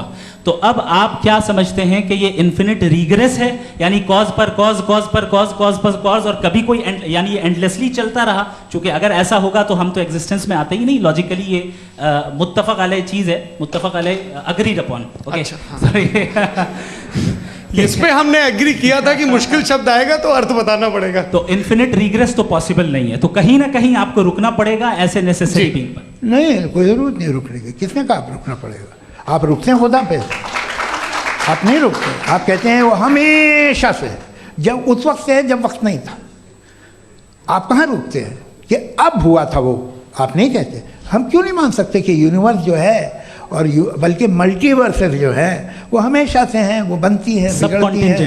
एक हमारे यहाँ एक चीज़ है ब्लैक होल, वो समेट लेता है वापस, फिर ब्लास्ट होता है, फिर फैल जाता है। और इसमें हमारी तो खैर कोई औकात ही नहीं है इंसान की। एक छोटे से ज़र्रे पे हम 50-60 साल की उम्र रखते हैं, जो करोड़ों अरबों साल की कायनात है उसमें, और पैदा भी नहायत ही बेहुदा वजह से हुए थे। तो इसमें ये सोचना कि इसकी वजूहात और ये क्यों है, ये डिपेंडेंट है, ये हम देख रहे हैं, क्या मालूम। आप सोचिए कि ये जो फैल रही है कायनात, ये कहाँ फैल रही है, ये कहाँ जा रही है, और ये फैल क्यों रही है? अरे बना ली थी तुमने, रुको भैया, हाँ काफ़ी है। ये फैल क्यों रही है? ये और कौन सी कायनात जिसे मैं दूरबीन से देखता हूँ तो 2 बिलियन लाइट ईयर पे है, उससे मेरा कोई वास्ता ही नहीं है। 2 बिलियन ईयर यानी अगर मैं 80,000 माइल्स पर सेकेंड से चलूँ तो 20 करोड़ साल में वहाँ पहुँच जाऊँगा। इसकी ज़रूरत क्या थी? ये दुनिया, ये कायनात तो इंसान अशरफुल मखलूक़ात के लिए बनाई गई ना। तो ये सब ये टर्म समझ में नहीं आया, इसमें कोई ख़ास समझने वाली बात थी भी नहीं। ये जो अल्टीमेट कहा यह जाता है कि ये जो पूरी यूनिवर्स है, ये जो दुनिया है, ये इंसान के लिए बनाई गई। अच्छा, ये सब इंसान के लिए। क्यों साहब, सही है ना? बिल्कुल, लेकिन इसका ये मतलब नहीं कि किसी चीज के पीछे रीजन आपको नहीं पता तो रीजन नहीं है, इसे कहते हैं नहीं नहीं argument from नहीं, नहीं, limited मुझे perspective। मुझे मुझे नहीं पता, लेकिन मेरी जिम्मेदारी नहीं है। वो बिल्कुल सही कहा था उसने, बर्टन रसल ने, आपने उसे मजाक में टाल दिया कि भाई आप एक दावा कर रहे हैं, मैं क्यों कहूँ कि ये गलत है दावा, आप प्रूफ कीजिए, मेरे पे जिम्मेदारी ही नहीं है, मैंने थोड़ी कहा है, आप प्रूफ कीजिए कि ये सही है। आप आर्ग्यूमेंट ऑफ कंटिजेंसी आप का जवाब कोई ही नहीं दे सवाल रहे हैं। पूछना चाहेंगे? है? आप सवाल पूछना चाहेंगे मुफ्ती साहब से? क्योंकि ये क्रॉस एग्जामिनेशन का दौर है। आप जैसे पहले बोल रहे थे फेथ को लेके कुछ, मैं ये पूछना चाहूँगा कि खुदा ने जो भी रेवलेशन किए हैं, एक मज़हब के नहीं बहुत से मज़हबों में किए हैं, अलग अलग रेवलेशन है, कहीं कुछ एक बातें हैं, कॉन्ट्रडिक्शन भी है आपस में, कहीं कुछ आप कर सकते हैं, कहीं कुछ नहीं कर सकते, ऐसा नहीं है कि सबकी कोड ऑफ मॉरल एक है। तो ये किस्सा क्या है? अब आप ये देखिए कि मुझे कभी कभी लगता है कि ये जो फुटबॉल फाइनल होता है, लाखों लोग होते हैं, फिर वो टीवी कवर कर करोड़ों लोग, अगर उसमें खुदा की एक बूमिंग आवाज़ आ जाती, मैं गॉड हूँ, तो सारे लोग अभी सुन लेते और टीवी पे भी सुन लेते, किस्सा ख़त्म होता। ये इतनी राजदारी क्या है कि तुम सामने कुछ तो सबूत दे दो हमें सॉलिड। ये कह रहे साहब ये यूनिवर्स कैसे बनी, इससे मसला क्या हल होगा? मैं पूछूंगा आपसे खुदा कैसे बना, क्यों नहीं पूछूंगा कैसे बना? बल्कि वो तो कायनात से कहीं ज़्यादा इंटेलिजेंट है, कायनात से कहीं ज़्यादा कॉम्प्लेक्स। जी वो हमेशा से है, आप कहेंगे मैं मान लूँगा। अच्छा दोयम वो कादिर मुतलक, यानी कादिर मुतलक का मतलब ओमनीपोटेंट, वो जो चाहे कर सकता है, आपको नौकरी दिलवा सकता है, आपकी अच्छी जगह शादी करवा सकता है, आपके पड़ोसी का मुकदमा हरवा सकता है, आपको जिता सकता है, सब काम करता है। थोड़ा सा माइक क्लोज जी। वो इस दुनिया को चला कैसे रहा है, ये दुनिया कैसे चल रही है, आपको इस पर हैरत नहीं होती? या क़यामत के बाद कभी एक जस्टिस होगा, जब ये बच्चा मर चुका होगा जिसकी धज्जियाँ उड़ गई बम से, इसको इंसाफ मिलेगा तब? अच्छा अब जवाब दूं? हाँ दीजिए। मैं वही सीधे आप ही की तरफ आता। सबसे पहले आपने रेवलेशन और स्क्रिप्चर्स की बात की, इस पे मैं बात कर सकता हूं लेकिन आज नहीं करूंगा चूंकि वक्त कम है, कभी और इस पे डिस्कस करेंगे। मैं तैयार हूं उस पे भी बात करने के लिए। ये अभी से राउंड 2 की भूमिका तय हो रही है। Does God exist round 2? जी चूंकि आज गॉड के एग्जिस्टेंस पे बात है तो मैं उसी के रिलेटेड जो है आपके सवालात को एंटरटेन भी करूंगा और मैं भी पूछूंगा। आपने कहा कि आपने साबित ही नहीं किया, जबकि आर्ग्यूमेंट ऑफ कॉन्टिजेंसी बुनियादी आर्ग्यूमेंट है। आप मुझे कॉन्टिजेंसी का मतलब बताइए, आपका मतलब क्या कॉन्टिजेंसी? कॉन्टिजेंसी का मतलब यह हुआ कि हर वो वजूद जो किसी भी चीज़ का पाबंद है, हर वो वजूद या हर वो चीज़ जो अपने एग्जिस्टेंस में किसी भी चीज़ के पाबंद है और उससे बाउंड है, उसको उसकी ज़रूरत है, उस पर डिपेंड करती है, तो जाहिर सी बात है कि उसका कोई ना कोई कॉज होता है। ये तो अक्ल की बात है, ये आप रीजनिंग की बात करते हैं, मैं वही कर रहा हूँ। दूसरी चीज़ आपने ये बात कही कि इतने बिलियन लाइट ईयर्स दूर है, उसका मेरा क्या लेना देना। फिर मेरे ख्याल से आपको ये नहीं कहना चाहिए I think therefore I am an atheist. आपको सोचना चाहिए, सिर्फ आप एक लिमिटेड दायरे में रहकर नहीं सोचें बल्कि बाहर निकलकर सोचें। आपने तीसरा सवाल किया, आपने 2-3 सवाल एक साथ। ऐसी बातें ना कीजिए, कुछ लोगों को इतराज़ हो जाएगा आप पे कि आप कुछ भी सोचिए, ये इजाज़त आपको है नहीं, मुझे है।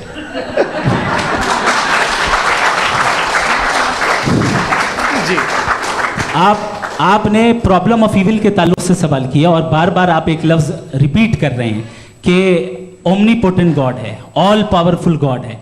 यही तो दरअसल समझना है कि गॉड का कॉन्सेप्ट क्या है। प्रॉब्लम ऑफ इविल जो है, प्रॉब्लम ऑफ इविल दर हकीकत 2 असम्पशंस पर कायम है। अगर आप इन 2 असम्पशंस को समझ जाएं तो ये प्रॉब्लम नहीं रहेगी, आर्ग्यूमेंट आपको समझ में आ जाएगी कि ये कोलैप्स कर जाता है। पॉइंट नंबर 1, यानी जो आपका सबसे पहला फॉल्स असम्पशन है कि गॉड मर्सीफुल है, ओमनीपोटेंट है, दुनिया में जुल्म हो रहा है। लेकिन आपको यह समझना चाहिए कि हमारे वर्ल्ड व्यू के मुताबिक गॉड सिर्फ ओमनीपोटेंट और सिर्फ मर्सीफुल नहीं है, बल्कि वो ऑल वाइज भी है और वो ऑल नोइंग भी है। उसके हर काम के पीछे हिकमत और विजडम है। ये कोई जरूरी नहीं है कि वो हिकमत और विजडम आपको समझ में आए या मुझे समझ में आए। अगर आप जो समझ रहे हैं उसके मुताबिक आप फैसला कर रहे हैं, ये लिमिटेड पर्सपेक्टिव से आर्ग्यूमेंट है। और इस चीज को हम अपनी दुनिया में, अपने लाइफ में, डेली लाइफ में इस प्रिंसिपल को एक्सेप्ट करते हैं। हम जब किसी डॉक्टर के पास जाते हैं, डॉक्टर के पास जाकर वो अगर उसने हमें कोई दवाई दी है तो हम ये तो नहीं कहते कि जब तक आपके पास जितना नॉलेज और जितना विजडम नहीं है, आपने क्यों ये दवाई दी है, तब तक हम इस चीज को एक्सेप्ट नहीं करेंगे। नहीं कहते, हम उसकी अथॉरिटी को तस्लीम करते हैं। क्यों? क्योंकि उसकी हम जानते हैं कि वो नॉलेजेबल है, वो विजडम वाला है, हमसे ज्यादा नॉलेज और हमसे ज्यादा विजडम है। बताएं सर। नहीं, डॉक्टर में और खुदा में बड़ा डिफरेंस है। डॉक्टर पढ़ा लिखा होता है, एक तो मैं उसकी बात सुनूंगा। दो ये नहीं, कुछ जवाब तो ये भी नहीं है। सर आप प्लीज, ये आ जाइए, अगर चलिए। सब ऑडियंस से बोलने लगेंगे तो हाँ। फिर मतलब नहीं सिविलाइज बहस का। मतलब आप ये कहें कि चूंकि आप डॉक्टर पे बिलीव करते हैं इसलिए खुदा पे बिलीव किए, क्या ये मिसाल आपको समझाने के लिए। आर्ग्यूमेंट है, इस पे आपको एतराज नहीं है। तो सिंपल बात ये है कि मैं अगर ये यकीन कर लूँ कि एक ओमनीपोटेंट उसकी मसलहत है, ये जो बच्चे मर रहे हैं ये मसलहत है उसकी, मुझे नहीं चाहिए इसकी मसलहत। उसकी मसलहत नहीं, यही तो मसलहत क्या समझना है। मतलब एक्सपीडियंसी। अच्छा, इस आपने अभी मेरी बात पूरी सुनी नहीं। मैंने कहा आपका पूरा आर्ग्यूमेंट दो फॉल्स असम्पशंस पर है। एक फॉल्स असम्पशन मैंने बता दिया, दूसरा फॉल्स असम्पशन ये है कि इस दुनिया में इविल के होने का कोई गुड रीजन नहीं है, जबकि हमारे पास बाज रीजंस मौजूद हैं, हमारे पास बाज वजूहात मौजूद हैं। अगर इस दुनिया में इविल ना हो तो आप गुड को डिफाइन कैसे करेंगे? अगर जुल्म ना हो आप इंसाफ को समझेंगे कैसे? अगर तारीकी ना हो तो आप लाइट को समझेंगे कैसे? बहुत अच्छे। अभी और सुन लें, अभी और बाकी है। ये तो बात बहुत पसंद आई साहब मुझे कि जब तक रेप ना हो तब तक औरतों की इज्जत का ख्याल आपने मेरा जवाब पूरा सुना ही नहीं। जब तक के बच्चों का कत्ल ना किया जाए तब तक आपको बच्चों की मासूमियत की इज्जत है। आपने पूरा जवाब सुना ही नहीं। क्या बात है, क्या आपने नुक्ता निकाला हुआ? आपने पूरा जवाब सुना ही नहीं। आप सुन लें, मेरी बात सुन लें। ये मैंने आपको एक चीज बताई। दूसरी चीज, इस दुनिया में हम आए हैं टेस्ट के लिए, हमारा टेस्ट हो रहा है और हर इंसान का अलग अलग अंदाज में टेस्ट होता है। और इस दुनिया में अगर इविल मौजूद है तो वो इविल जरिया है हमारे अंदर ह्यूमन नोबल क्वालिटीज को डेवलप करने का और अलग अलग फील्ड में प्रोग्रेस करने का। और अगर हमारे अंदर और इस दुनिया में इविल नहीं होता तो बताइए टेस्ट का मतलब क्या होता? अगर मैं अपने स्टूडेंट को एमसीक्यूज दूं और उसमें सिर्फ राइट आंसर लिख कर दे दूं और कहूं तुम्हारा टेस्ट हो गया, ये मीनिंगलेस है। इस दुनिया में अगर हम टेस्ट के लिए आए हैं तो जाहिर है गुड एंड इविल दोनों मौजूद है। तो अगर गुड एंड इविल दोनों मौजूद है तो ये इविल भी खुदा का बनाया हुआ है। जी हाँ, खुदा का बनाया हुआ है। लेकिन अच्छा, चलो अच्छी बात। जी बिल्कुल, तो बिल्कुल खुदा ने बनाया। अभी तो ये है कि जो मेजॉरिटी है दुनिया में वो इविल है, तो ये खुदा एक्चुअली इविल के साइड पे लग रहा है मुझे। बिल्कुल भी नहीं, मैं बताता हूं। मेजॉरिटी में तो वो है। क्या बात कर रहे हैं भाई आप? मैं बहुत कोई भी जो मुंसिफ होगा, चाहे आपका अपना घर हो जिसके आप सबसे बड़े हैं, चाहे आपकी ऑर्गेनाइजेशन हो जो आप चलाते हैं, वहाँ पर आप इविल रखेंगे साबित करने को कि बाकी लोग शरीफ हैं। मेरी बात सुन क्या ये आर्ग्यूमेंट ही गलत है? अगर कि जब तक के कोई इविल नहीं होगा तब तक के शरीफ आदमी शरीफ नहीं लगेगा। अगर एग्जामिनर गलत ऑप्शन दे रहा है तो एग्जामिनर इविल नहीं हो गया, जो गलत ऑप्शन को सेलेक्ट कर रहा है वो फेल होगा। क्रिएटर ने इविल को बनाया है लेकिन वो इविल नहीं है। अच्छा सुनिए मेरी बात, लेट मी कंप्लीट सर। जी जी। क्रिएटर ने इविल को बनाया है टेस्ट के लिए, वो इविल नहीं है। इविल वो होगा जो उसे इख्तियार करेगा। छुरी को बनाने वाला गलत नहीं होता है, छुरी का गलत इस्तेमाल करने वाला गलत होता है। रेप को कैसे गलत इस्तेमाल करते हैं? रेप इंसान के फ्री विल का नतीजा है। ये रेप कैसे गलत इस्तेमाल होता है? ये मुझे अब सुन लें, अब सुन लें। गलत इस्तेमाल होता है। हाँ मैं बता रहा हूँ ना, रेप कैसे गलत मैं बता रहा हूँ जी। कि जो इविल इस दुनिया में मौजूद है उसके कई सारे तरीके हैं। एक तरीका इंसान का अपना फ्री विल है। अब अगर कोई रेपिस्ट रेप कर रहा है तो इसका गॉड का कसूर नहीं है, वो अपने फ्री विल का गलत इस्तेमाल कर रहा है, उसको सजा मिलनी चाहिए। अच्छा। और उसी के लिए जहन्नम बनाई गई है। ये फ्री विल का भी बड़ा चक्कर। आप जब कोई बुरा काम करते हैं या कोई बुराई होती है तो ये कहा जाता है कि ये फ्री विल है। 7 billion free wills are moving on this planet. 7 billion free will. और एक आदमी अपनी फ्री विल से मुझे देखिए, दुनिया में 2 तरह के जानवर हैं। एक जो अकेले रहते हैं जंगल में और एक जो ग्रुप्स में रहते हैं। ग्रुप में जो भी रहेगा, चाहे वो आपका फाउंडेशन हो, चाहे कोई क्लब हो, चाहे कोई पॉलिटिकल पार्टी हो, चाहे कोई यूनिट हो, उसमें आपको इंटरैक्ट करने के रूल बनाने पड़ेंगे। यानी लोग तय करेंगे। लोग तय करेंगे। अगर लोगों ने ये तय किया कि किसी का रेप करना सही है, आप जस्टिफाई करेंगे? नहीं, आपका फाउंडेशन तो ये हो गया ना कि लोग ही विल डिसाइड करेंगे। नहीं, अरे दुनिया में ऐसे ग्रुप्स हैं जो रेप को जायज़ मानते हैं सर्टन हालात में। मैं डिटेल में नहीं जानूंगा, आप भी जानते हैं। ये जो आईसिस वाले थे जिन्होंने क्या किया था, तो उन्होंने क्या किया उसका खुदा से कोई ताल्लुक नहीं है सर। मैंने सिंपल सवाल किया कि ईविल को आप डिफाइन करते कैसे हैं। आगे वापस आइए जी। आप साथ में तभी रह सकते हैं जब कुछ आप ऐसे उसूल डेवलप करें जिसमें हर एक का बेसिक तहफ़्फ़ुज़, हर एक का बेसिक राइट हो और हर एक को कोई आराम मिले। यही तरीक़ा है किसी भी ऑर्गेनाइजेशन जिसमें एक से ज़्यादा लोग हैं और वो ऐसे चलती है ज़िंदगी। उसमें अगर आप गड़बड़ करेंगे तो तबाही होगी, नुकसान होगा, बर्बादियाँ आएंगी। और अगर उसमें आप घर ले लीजिए ना, एक हस्बैंड है, एक वाइफ है, बच्चे हैं, वालदा भी हैं, 2 बहनें भी हैं, एक भाई भी है।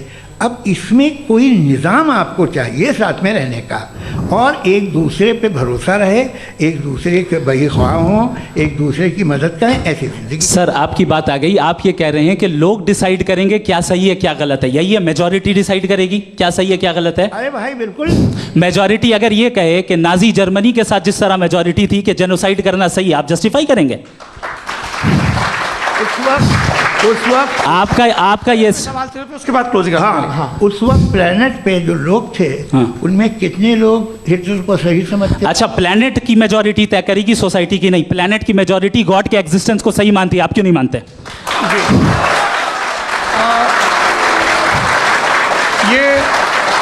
हेलो ये क्रॉस क्वेश्चन का राउंड यहाँ पर समाप्त होता है।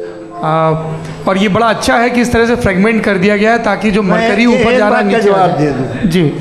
प्लेनेट की ज़्यादातर मेजॉरिटी कुछ दूसरे मजहबों के खुदा को मानती है। आप उन्हें क्यों नहीं, आप तो मेजॉरिटी की बात कर रहे हैं। ये क्लोजिंग आप ये कह रहे हैं ईविल और गुड को डिसाइड मेजॉरिटी करेगी, मेजॉरिटी जो कर दे वो सही हो जाएगा। क्लोजिंग इसको जैसा आप ही लोगों ने तय किया है उसी फॉर्मेट को फॉलो कर लेते हैं। हाँ भाई, मैंने तो भले लोगों पे एतबार किया और तब मॉडरेशन तय किया। जी, आपके पास 5 मिनट का वक्त है, क्लोजिंग आर्ग्यूमेंट है, उसके बाद हम ऑडियंस से क्वेश्चन आंसर लेंगे जावेद साहब के क्लोजिंग आर्ग्यूमेंट के बाद। ओके, बहुत शुक्रिया जी। हमारा जो टॉपिक है डज गॉड एग्जिस्ट, मैं इस पे इतने एकेडमिक तैयारी करके आया था। मुझे था कि मैंने सोचा था कि कई सारे मैं आर्ग्यूमेंट्स दूंगा, लेकिन वक्त की भी किल्लत और जावेद साहब बार बार इधर उधर चले जा रहे थे तो उसको भी थोड़ा एंटरटेन करना पड़ गया। डज गॉड एग्जिस्ट पे मैं एक ही आर्ग्यूमेंट दे पाया। आर्ग्यूमेंट्स बहुत हैं और डेफिनेटिव आर्ग्यूमेंट्स हैं, और मेरे आर्ग्यूमेंट को किसी एक राउंड में भी इन्होंने एंटरटेन नहीं किया और रेफ्यूट नहीं किया। एक राउंड में भी नहीं, एक राउंड में भी नहीं। और ना ही अभी आपका क्लोजिंग आर्ग्यूमेंट आएगा, नहीं, वो बता देना। Argument of contingency sir. अरे मैं आपसे कई बार कह चुका हूँ कंटीजेंसी का मतलब अब मैं कैसे समझाऊं आपको? आपस में आप और कितने आसानी से समझाऊं मैं, मुझे तो नहीं समझ में आ रहा है। आप अपनी आर्ग्यूमेंट ऑफ कंटीजेंसी उर्दू में बोल सकते हैं।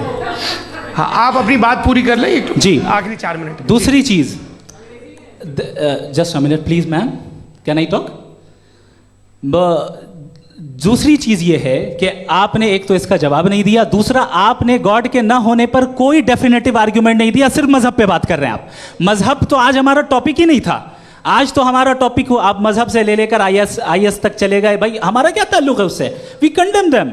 और उसका गॉड से क्या ताल्लुक है? अगर कोई गलत काम कर रहा है, किसी ने किसी को कत्ल किया, किसी ने किसी का रेप किया, उसको सजा मिलनी चाहिए। और आपके पास कोई भी rational strong foundation of morality नहीं है।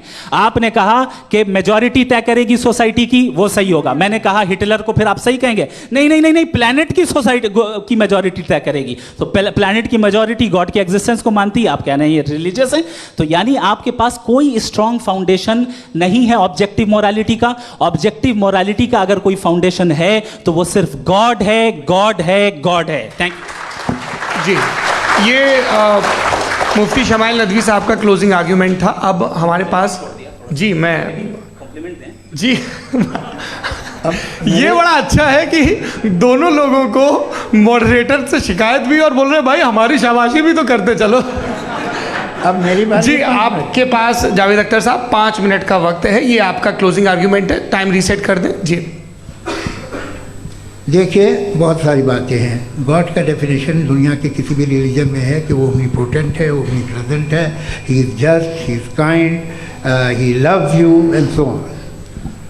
मैं जब दुनिया देखता हूँ तो मुझे कोई ऐसा सुप्रीम पावर यहाँ दिखाई नहीं देती है जो इंसान की बहबूदी के लिए कुछ कर रही हो, कमज़ोर को बचा रही हो, मदद कर रही हो, जालिम को पीछे हटा रही हो। मैं नहीं देखा, तारीख़ में नहीं। एक तो अगर है और ये देख रहा है तमाशा, तो उसका होना न होना बराबर है।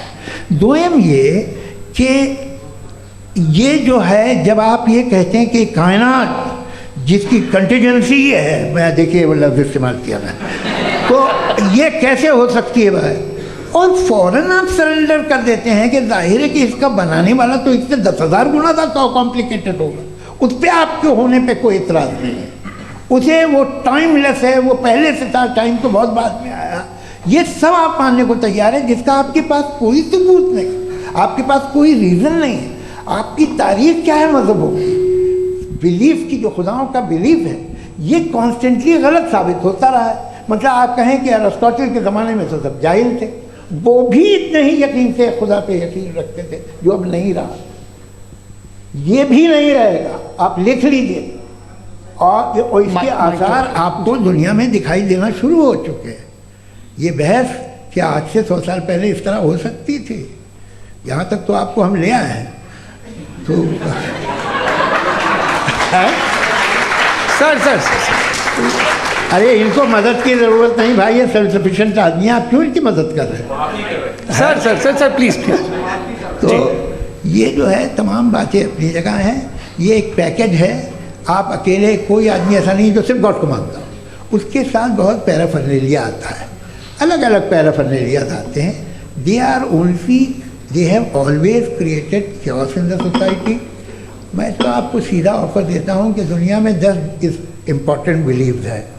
आप 1 मानते हैं, 9 नहीं मानते, 9 में आप एथियस्ट हैं, 9 को आप बिल्कुल रीजनेबली मेरी तरह देखते हैं। तो 90 मजहबी आदमी भी 90% एथियस्ट है। वो दूसरे खुदा नहीं मानता, एक खुदा मानता है, अपना वाला, बाकियों को कहता है गलत है। अगर आप मानना ही बंद कर दें तो आपका 10% चांस है कि आप सही हैं और 90% चांस है कि आप गलत हैं। मेरा मशवरा है, आप मानना छोड़ दिए तो 50% चांस होगा कि आप सही हैं और 50% चांस होगा, 40% आप गेन करेंगे बाय बिकमिंग एन एथियस्ट।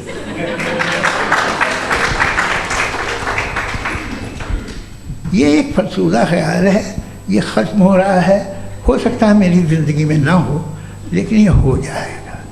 जो बातें ये इनको आप मेटाफिज़िकल, ये वो ऐसे रिस्पेक्टेबल टर्म दे दिए, ये तो उन लोग के हैं जिन्हें ना फिज़िक्स मालूम थी ना मेटा मालूम था, ये उन्होंने आपको दिए हैं। जी बहुत शुक्रिया आप दोनों लोगों का। और अब इस बातचीत का आखिरी राउंड शुरू होगा, डज गॉड एग्जिस्ट की ये बहस मुफ्ती शमाइल नदवी और जावेद अख्तर साहब के बीच। आप लोग अपने अपने हाथ ऊपर करेंगे, मैं यहाँ से तय करूँगा। और माइक हमारे पास है क्या? एक ही माइक है ऑडियंस के लिए? 2 माइक है, एक इस तरफ एक इस तरफ, ठीक है। तो जी सबसे पहले हमारी सहयोगी हैं मारिया शकील जी, पूछिए सवाल। थोड़ा सा रुकेंगे ताकि कैमरे का फ्रेम आप पर आ जाए, आपकी तो प्रैक्टिस है टीवी की। जी नदवी साहब, मैं खुदा को मानती हूँ, पहले मैं इसी प्रमाइस से शुरू कर रही हूँ और ये बता रही हूँ आपको, मैं मानती हूँ। लेकिन कुछ सवाल हैं जो जावेद साहब ने उठाया, उसका जवाब आपको देना चाहिए। पहला सवाल ये कि गज़ा में सालों से छोटे बच्चे मर रहे हैं, वो उनको, अगर खुदा मर्सीफुल है, हम मानते हैं कि अल्लाह ताला में बहुत ताकत है, तो वो बच्चे क्यों मर रहे हैं? दूसरी बात ये कि अगर कंटिजेंसी की जो आप बात करते हैं, पूरे मुस्लिम ममालिक मिल कर के भी उन गज़ा के बच्चों को क्यों नहीं बचा पा रहे हैं? क्योंकि अगर वो चाहते, क्योंकि अल्लाह ताला उन पर हुकूमत करते हैं, सब पर हुकूमत करते हैं, तो वो उनको क्यों नहीं बचा? जी थैंक यू वेरी मच।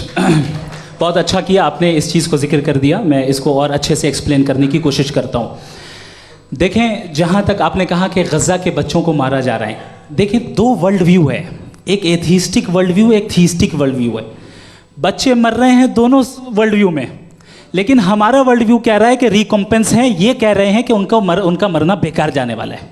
कोई उसका रिकॉम्पेंस नहीं है, चूंकि इनके यहाँ आखिरत और अल्लाह का कोई तसव्वुर या गॉड का कोई तसव्वुर नहीं है। आपने ये सवाल किया कि गॉड मर्सीफुल है, क्यों नहीं रोकता। ये मैंने बताया कि ये मिसकंसेप्शन है लोगों के दरमियान कि गॉड को सिर्फ मर्सीफुल और ओमनीपोटेंट समझते हैं। गॉड के सिर्फ यही 2 एट्रीब्यूट्स नहीं हैं, गॉड के कई सारे एट्रीब्यूट्स हैं। उनमें से अल हकीम भी है, उनमें से ऑल वाइज भी है, ऑल नोइंग भी है। लिहाजा अगर इस दुनिया में किसी को तकलीफ आ रही है और गॉड उसको नहीं रोक रहा है, वो इसलिए नहीं रोक रहा है चूंकि इंसानों को फ्री विल दिया गया है।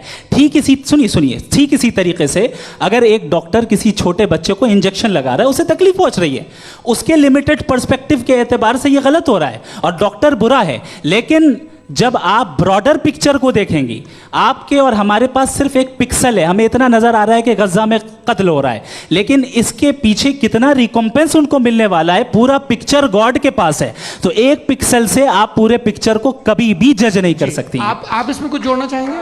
आपको कुछ बोलना है इसमें? भैया आपने बहुत अच्छा जस्टिफिकेशन दिया। या आप वो जो वहाँ के प्राइम मिनिस्टर इजराइल के उन्हें भेजिए, वो बहुत खुश होंगे। आप जस्टिफिकेशन दे देना कि अगर गॉड नहीं है तो बच्चे क्यों मर रहे हैं, आप बताएं। वो ये सवाल पूछ रहे हैं कि अगर आप ईश्वर का अस्तित्व नहीं मानते हैं तो उन बच्चों की मौत को आप कैसे इंटरप्रेट करते हैं?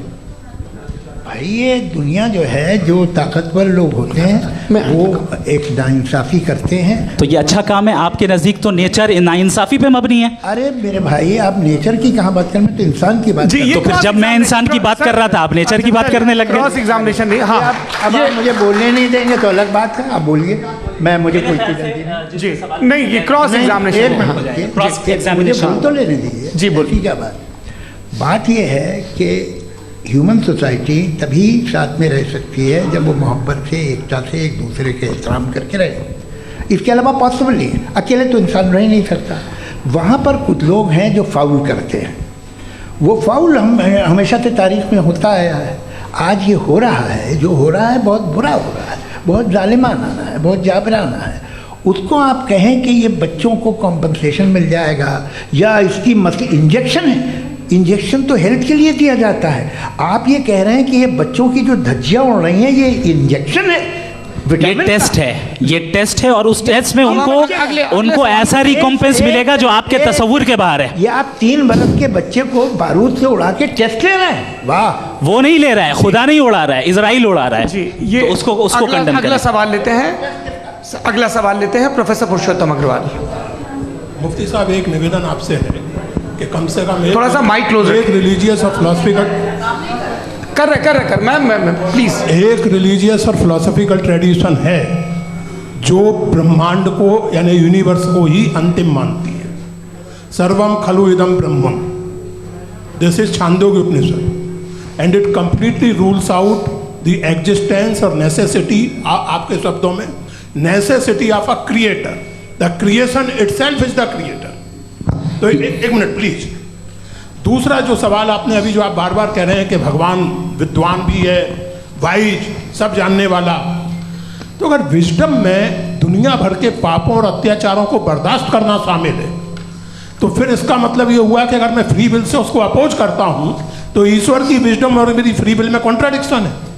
Because when I am opposing whatever is happening in Gaza, then I am opposing the God's will और गॉड्स विजडम। जवाब लेते हैं, क्योंकि तो गॉड की विजडम में, एक मिनट सर प्लीज सर, ये एक जुमला, गॉड की विजडम है कि गाजा में जो कुछ हो रहा है वो हो रहा है, मैं उसको अपोज कर रहा हूं, तो मैं गॉड की विजडम के खिलाफ जा रहा हूं। एक सवाल। दूसरा ये नहीं, आपने 2 ऑलरेडी। सर आप और सवाल कर लें, लेकिन मुझे 2 जवाब दे। पहले आपने ये कहा, सुनिए मेरी बात सुनिए। इजराइल के गॉड के मुताबिक तुम्हारा ठीक हो रहा है ना? नहीं हो रहा है, ठीक नहीं हो रहा है। मैं बता रहा हूँ क्या हो रहा है, आप तशरीफ रखें, मैं बता रहा हूँ क्या हो रहा है। Let me complete please. एक सेकंड गाइस, एक सेकंड। ये देखिए, ऐसा है कि ये सब बड़ा आपस में विचार विमर्श के बाद ये तय हुआ था कि कुछ नियम बना लिए जाएं ताकि एक टाइम बाउंड बातचीत चले। और भाई साहब, आप बड़ा ज़रूरी काम कर रहे हैं लेकिन कैमरे के फ्रेम में आके उस काम को गड़बड़ कर दे रहे हैं। ठीक है गुरु, अब मेरे को कहीं का गुस्सा कहीं निकालना था, सॉरी। नहीं, कोई गुस्सा नहीं है जी। तो प्रोफेसर ने सवाल पूछे, आप उनके जवाब दें, और थोड़ा ये सब लोग थोड़ा ख्याल रखें भाई, सवाल संक्षिप्त रखें जी। आपने 2 सवाल किया। सबसे पहला ये कहा कि हमारे पास ये कॉन्सेप्ट है कि ये यूनिवर्स खुद नेसेसरी बीइंग है, creation itself is the creator. How irrational is this कि मैं एग्जिस्ट करूंगा बाद में लेकिन अभी एग्जिस्ट कर भी रहा हूं, यानी एक ही टाइम में एग्जिस्ट भी कर रहे हैं नहीं भी कर रहे हैं। This is not true. दूसरी चीज आपने कहा कि अगर इजराइल में सॉरी माफ कीजिएगा, Israel doesn't exist, occupied Palestine में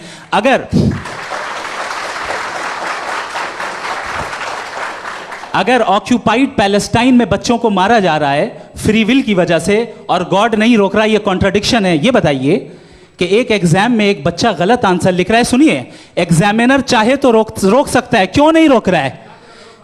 ये कॉन्ट्रडिक्शन है, ये कॉन्ट्रडिक्शन नहीं है। माइक नहीं सर, ये आपस में जी, ये क्या आपका सवाल? माइक दीजिए। फ्री विल दिया गया है टेस्ट के लिए, अकाउंटेबिलिटी के लिए। अगर फ्री विल नहीं होता तो आप कहते हैं हमें रोबोट बना दिया गया। नॉट मिसरिप्रेजेंट माय पोजीशन, आपकी जो भी पोजीशन, मैं अपनी फ्री विल के नाते, अपने ह्यूमन विजडम के नाते गाजा में हो रही अत्याचार का विरोध करता हूं। बिल्कुल करना चाहिए। आपके हिसाब से मैं गॉड की विजडम का विरोध कर रहा हूं? बिल्कुल नहीं। समाज हो रहा है गॉड की, बिल्कुल भी नहीं, बिल्कुल भी नहीं।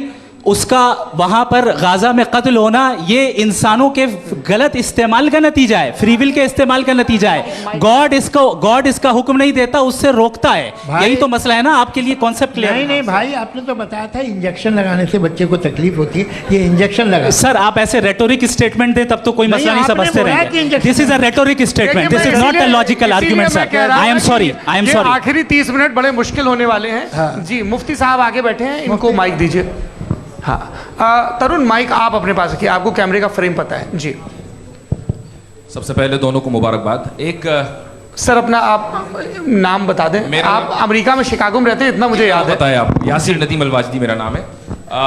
जावेद सर आपसे एक क्वेश्चन है इन्फिनिट रिग्रेस के ताल्लुक से। एक हाइपोथेटिकल सिनेरियो है, मसलन अगर आप सर माइक थोड़ा सा प्लीज क्लोज रखिए। ओके जी, अगर आप शायर इसलिए हैं कि आपके कोई उस्ताद शायर थे और वो इसलिए शायर थे कि उनके कोई उस्ताद शायर थे, और इसी तरीके से हम माजी में पीछे चलते चलते चले जाएं और कहीं ना रुके, तो माफ़ कीजिएगा आप कभी शायर नहीं हो सकते। लेकिन आप शायर हैं, आपका शायर एग्जिस्ट करता है, इसका मतलब ये है कि आप कहीं ना कहीं रुके हैं। तो मेरा सवाल ये है कि क्या आप इन्फिनिट रिग्रेस ऑफ कॉजेस को लॉजिकल फैलेसी मानते हैं या नहीं मानते? हाँ या ना?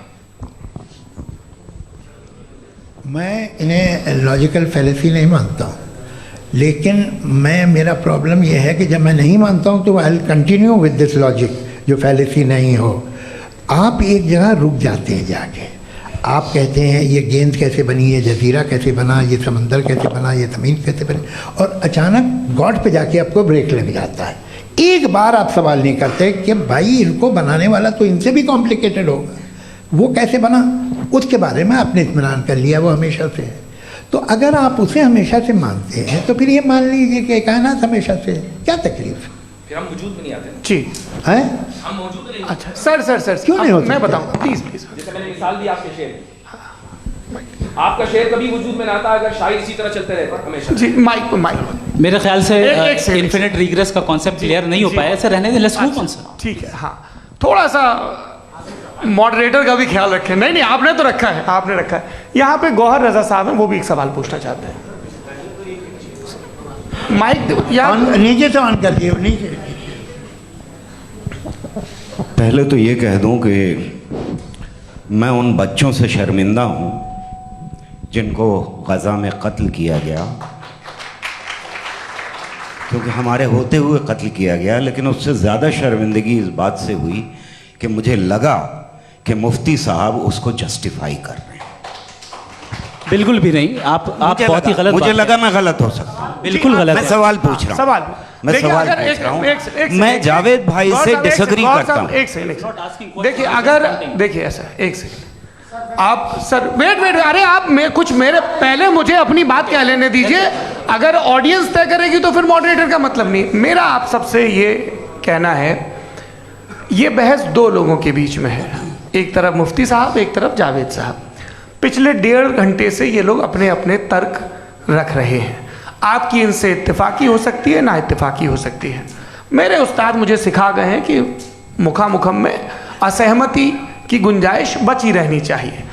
अगर मैं आपकी बहुत इज्जत करता हूँ गौहर साहब, आपने जो कमाल की किताबें लिखी, साइंटिफिक टेम्परामेंट, लेकिन मेरी ये गुजारिश है आप सब से कि यदि आप इन लोगों ने जो बोला उन पर टिप्पणियां करेंगे तो ना वक्त की पाबंदी रहेगी ना वो अनुशासन। आप सवाल पूछ लें, उस सवाल में जो बात आ जाए वो आ जाए।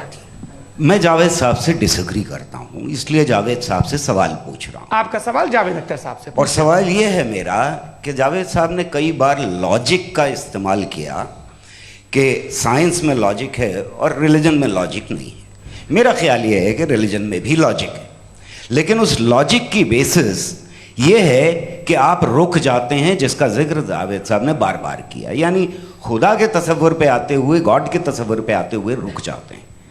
और इसमें सवाल पूछना मतलब फॉरबिडन होता है। सवाल ये है कि क्या जावेद साहब इससे एग्री करते हैं कि साइंस की लॉजिक अलग है और रिलीजन की लॉजिक अलग है? बताइए सर। देखिए, तीन चीज़ें हैं, साइंस है, एक है मंतिक है, इस्तिदलाल है, और एक जो है कुछ भी नहीं है, फेथ है, अकीदा है। मैं अकीदे की लॉजिक का कायल नहीं हूँ। मुझे आप इस्तिदलाल से, लॉजिक से, रीज़न से समझाइए, मैं मानने को तैयार हूँ, मेरा क्या नुकसान होगा। लेकिन ये कि अकीदे पे मैं नहीं जा सकता हूँ। अकीदे का मतलब है कि तुम ये मान लो, सवाल ना करो, ये नहीं।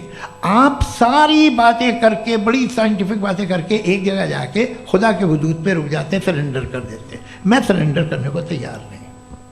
That's all. जी, ये आगे सर बैठे हुए हैं, इनको माइक दीजिए। भाई वो आप पूछना चाह रहे थे ना भाई? हाँ, नहीं मैं ये थैंक यू जी। आपका नाम?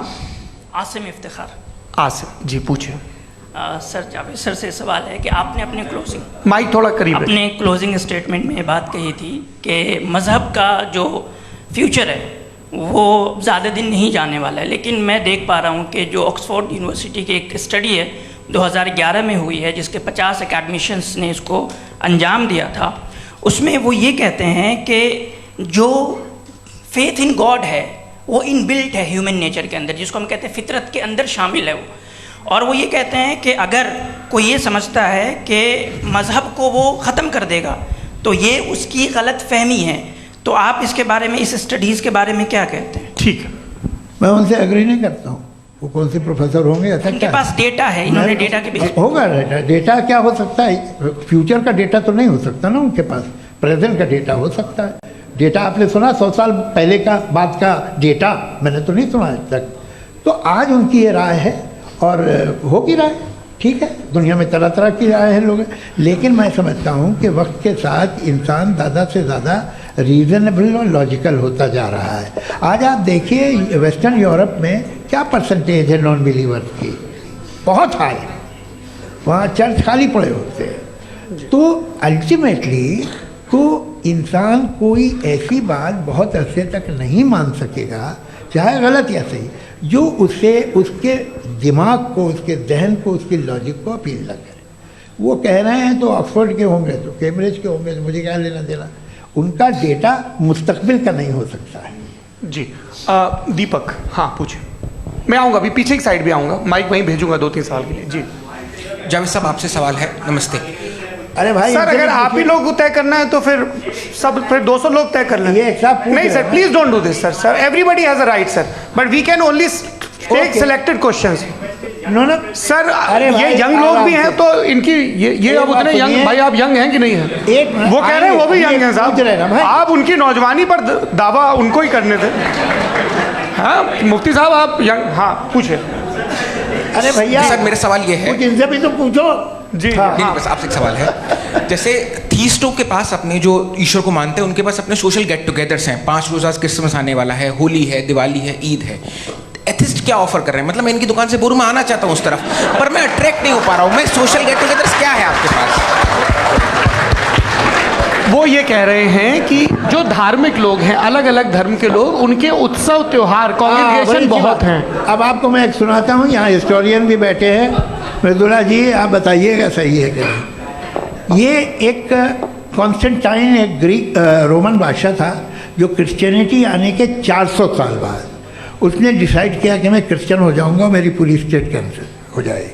उस ज़माने में ऐसे ही होता था, राजा जो धर्म इख्तियार करता था वो जनता भी कर लेती थी। इसलिए कि वो हो गया था बैंकरप्ट, और उसे जो मेडिटेरियन कोस्ट के रिच क्रिश्चियन वो थे मर्चेंट, तो उससे पैसा चाहिए था। तो उसने कहा यार क्रिश्चियन हो जाओ।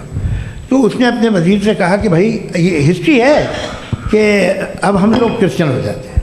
पहले सर हो जाएंगे, कोई प्रॉब्लम नहीं है, लेकिन एक प्रॉब्लम ये है कि 17 दिसंबर से 25 दिसंबर तक जो पेगन फेस्टिवल होता, जो पेगन जो फेस्टिवल होता है वो बंद हो जाएगा, इसलिए कि हम क्रिश्चियन हो गए तो होगा नहीं। तो वो बच्चों को बहुत बुरा लगेगा, पब्लिक को वो बहुत इन्जॉय करते हैं, ख़ासतौर से 25 को मेन डे। उसने कहा हाँ ये तो सही कह रहे हो, ये जीसस क्राइस्ट की पैदाइश कब थी?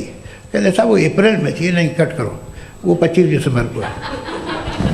ये हकीकत है जी। और 400 साल बाद क्रिश्चियनिटी के अप्रैल से दिसंबर ले आए, और इसलिए कि यहाँ पेगन फेस्टिवल होता था। अब मनाते हैं आप आराम से। ये जो सारे फेस्टिवल हैं ये रिलीजन थे। हर एक को एक इंटरटेनमेंट डिपार्टमेंट चाहिए होता है अपनी कंपनी चलाने के लिए। तो ये रिलीजन ने, ये सेकुलर त्यौहार थे जिन्हें रिलीजन्स ने ले लिया है।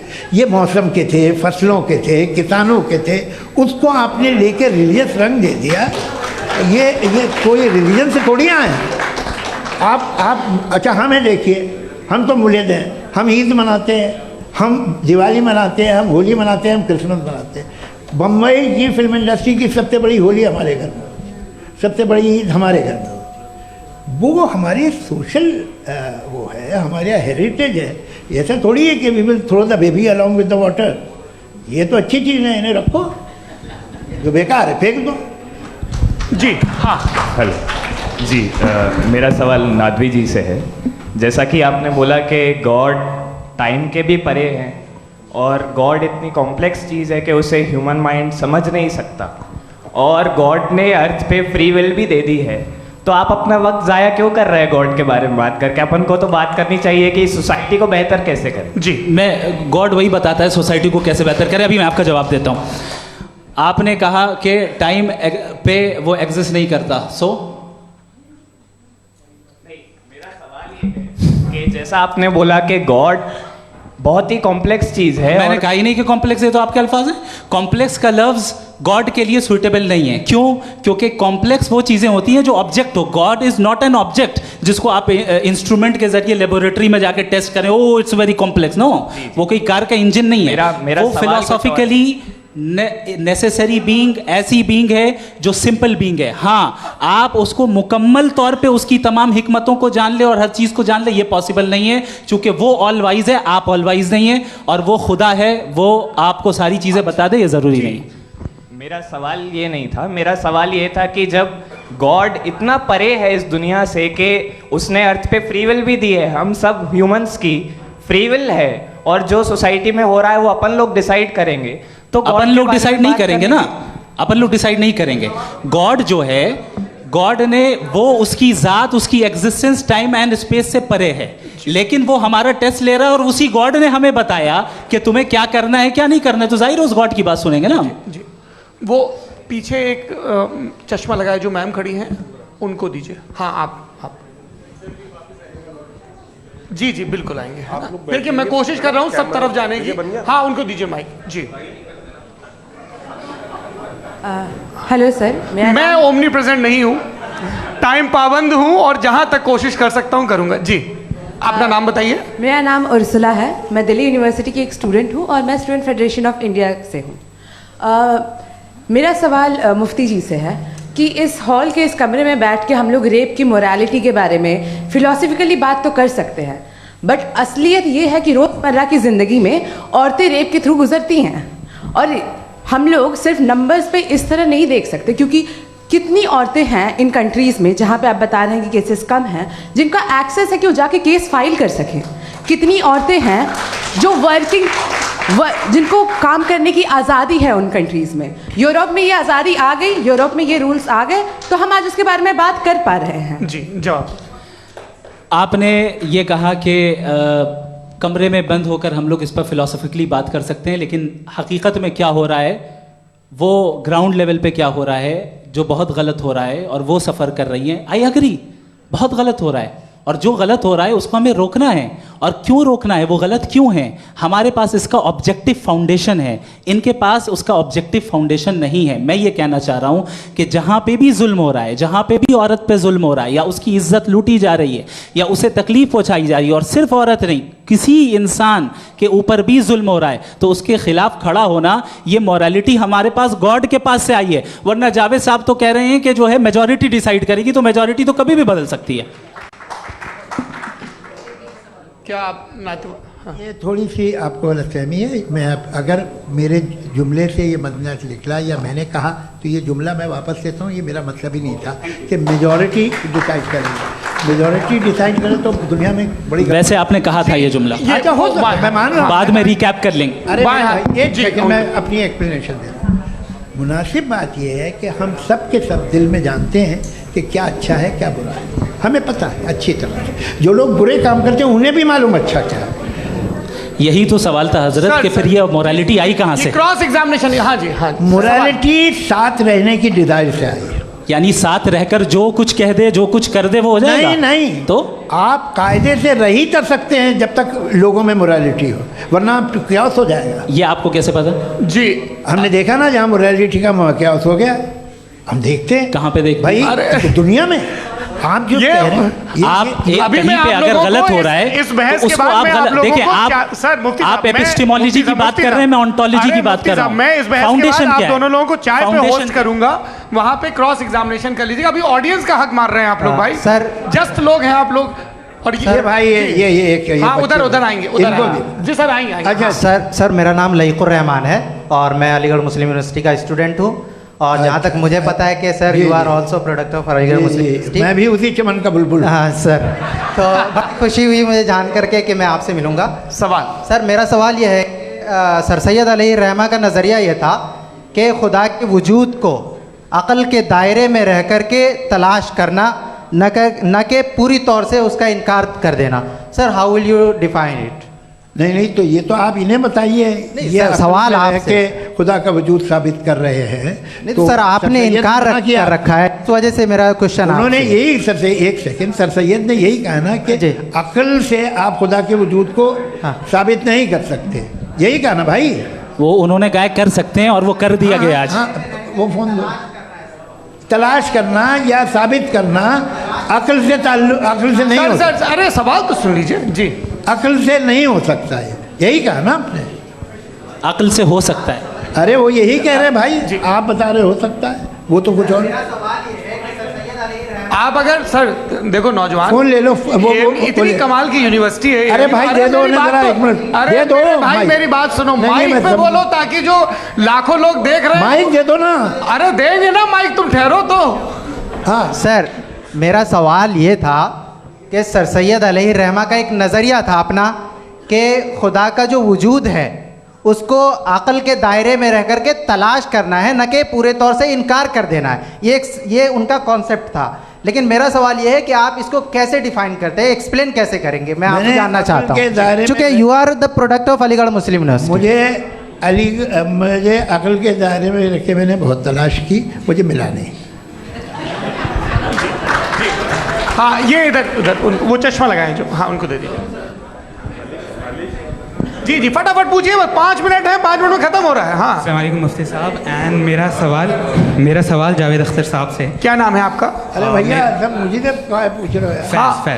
फैज पूछिए फैज साहब। तो मेरा सवाल ये है कि अभी जो एथियस्ट है वो problem of evil argument use कर रहे हैं अगेंस्ट मुस्लिम्स, राइट? कि इस दुनिया में इतना सारा ईवल है और अगेंस्ट मुस्लिम तो यहाँ अगेंस्ट थियस्ट। हाँ थोड़ा सा करेक्ट कर लीजिए भाई, पूरी मशक्कत ही इसी बात की थी कि किसी एक मजहब पे बात न टिके। जी, तो बेसिकली ये आर्ग्यूमेंट ऐसा है कि इस दुनिया में इतना ज़्यादा ईवल एग्जिस्ट करता है और अगर एक ऑल गुड गॉड है तो वो रोकता क्यों नहीं है? लेकिन इस सवाल में एक हिडन अजम्पशन ये है कि इस दुनिया में ईवल एग्जिस्ट करता है। अब एथियस्ट ये कैसे ऑन्टोलॉजिकली प्रूव कर सकते हैं कि इस दुनिया में ईवल एग्जिस्ट करता है? मैं आपको बताता हूँ, थोड़ा सा समझा। नहीं सर हम लोग इनको सुनने आए। नहीं please don't do that. I want to explain ontology. नहीं हम समझ गए सर, इनको अब जवाब देने दीजिए। अच्छा सवाल पूछ लो। मैं अभी तक क्या था वो मैं थोड़ा सा ऐड ऑन कर लेता हूँ। तुम गुरु, तो हम जब इसका राउंड 13 करेंगे ना तब तुमको स्टेज पे बिठाएंगे। जी तो हाँ जल्दी से। तो देखिए एथिज्म के हिसाब से सब कुछ रैंडमली बन गया है, सब कुछ एटम्स और मॉलिक्यूल्स है। एक पत्थर में और मुझ में सिर्फ इतना फर्क है कि हम लोग एटम्स और मॉलिक्यूल्स का अलग अलग रीअरेंजमेंट है। अब एक पत्थर को कोई इंसान तलवार से 2 टुकड़ों में काट दे या मुझे, according to atheism it is same, there is no evil and good according to atheism. जी जी, अच्छा फैज साहब का सवाल ये है कि हाँ, कोशिश भी करते तो इससे गलत सवाल नहीं कर पाते। एक लाइफ फॉर्म है और लाइफ फॉर्म में फीलिंग्स हैं, मतलब लाइफ फॉर्म सुनता है, देखता है, टेस्ट कर सकता है, फील कर सकता है, तो उसकी जो ये जो क्वालिटी इस बबल में आ गई हैं वो जानवर में भी है, इंसान में भी है। तो जाहिर है कि उसे कोई तकलीफ पहुंचेगी, तो चूंकि उसके पास वो सेंसिटिविटी है तो मैं करेगा, पत्थर में वो सेंसिटिविटी नहीं है। तो ये क्या सवाल हुआ कि अगर पत्थर को काटा तो पत्थर को तकलीफ नहीं होती, तो आपको काटे तो आपको क्यों तकलीफ हो? बैठ जाइए जी। हाँ अगला सवाल, हाँ पूछे जी। जावेद अख्तर साहब। अरे भैया सब आप लोग मुफ्ती साहब को छोड़ रहे हैं तो मेरे ही पीछे पड़े हैं क्या? चलो बोलो भाई। You asked how God can exist when children die in Gaza. हाँ? You asked how God can exist when children die in Gaza, and you also mentioned the rise of atheism in Europe. But the same events also are leading many atheists and non-believers to turn towards faith. How do you interpret this contradiction, where suffering pushes some away from God, yet brings others closer to belief? देखिए आपको एक बात बताऊं, दुनिया perfect तो कहीं भी नहीं है, हर जगह कुछ खामियां हैं। बेटा एक मिनट, मैं आप ही को कहेंगे, देखो वो तो कुछ खामियां, कमज़ोरियां, खराबियां सब जगह है। लेकिन अगर देखोगे ईमानदारी से कि दुनिया सबसे ज़्यादा महज़ब कहाँ है, एक आम शहरी को कहाँ हुकूक हासिल हैं, वो बोल सकता है, अपनी मर्ज़ी से काम कर सकता है, अपनी मर्ज़ी से राय दे सकता है, हुकूमत के ख़िलाफ़ बोल सकता है, बरसरे इक़्तिदार लोगों के बारे में बोल सकता है, सरमायादारों के ख़िलाफ़ बोल सकता है। तो आपको ये स्कैंडिनेवियन कंट्रीज़ में मिलेगा, वेस्टर्न यूरोप में मिलेगा। मैं नहीं कह रहा वो परफेक्ट है, बिल्कुल नहीं, वहाँ बहुत ख़राबियाँ भी हैं, परफेक्ट तो कोई। लेकिन जिन जिन मुल्कों में, लैटिन अमेरिका देखो, गल्फ देखो, वहाँ पर आपको ये ज़रूर है कि रेप नहीं होते होंगे। रेप की ज़रूरत क्या है भाई? उसको तो ख़रीद लो, घर में रखो, सड़क पर रेप करने की क्या ज़रूरत है? मगर सुनिए, मगर हकीकत ये है कि वहाँ शख्सी आज़ादी राय देने की, बोलने की नहीं है। जी, ये एक आखिरी सवाल मुफ्ती साहब से। हाँ मैम, इनको माइक दीजिए। शुक्रिया। मेरा नाम मनीषा है, मैं हरियाणा से आई हूँ। मैं मुफ्ती साहब से एक बात पूछना चाहती हूँ। आप बार बार जावेद साहब को कॉन्ट्राडिक्ट तो कर रहे हैं कि आपने ये कहा, लेकिन आप भी अजम्पशंस के बेसिस पे बात कर रहे हैं। आपने खुदा के होने का कौन सा प्रूफ पेश किया है, खुदा की एग्जिस्टेंस का? अब इस सवाल को अलग रहने दीजिए, कौन एथीस्ट है कौन नहीं है। और दूसरी बात जो आपने एक छोटी सी कही थी कि ये फ्री विल का इस्तेमाल करता है इंसान अपनी, लेकिन उस फ्री विल का इस्तेमाल में मतलब खुदा ने ये दे दी सबको ये इजाज़त कि वो कितना घिनौनापन और कितने ज़्यादा ख़राब से ख़राब तरीके इस्तेमाल कर सकते हैं। जवाब सुनते जी। आप फ्री विल को मानती है ना, या अब कहती है कि फ्री विल नहीं है ना? मानती है ना? तो अब आपके पास इसका कोई एक्सप्लेनेशन नहीं है कि अगर एक इंसान उस फ्री विल का इस्तेमाल करके गलत काम कर रहा है और बच के अच्छी ज़िंदगी गुजार के निकल जा रहा है, उसका कोई रिकम्पेंस नहीं है। हमारे वर्ल्ड व्यू में जो इंसान गलत काम कर रहा है उसको भी रिकम्पेंस यानी उसका बुरा बदला मिलना है, और जो सही काम कर रहा है उसको सही बदला मिलना है।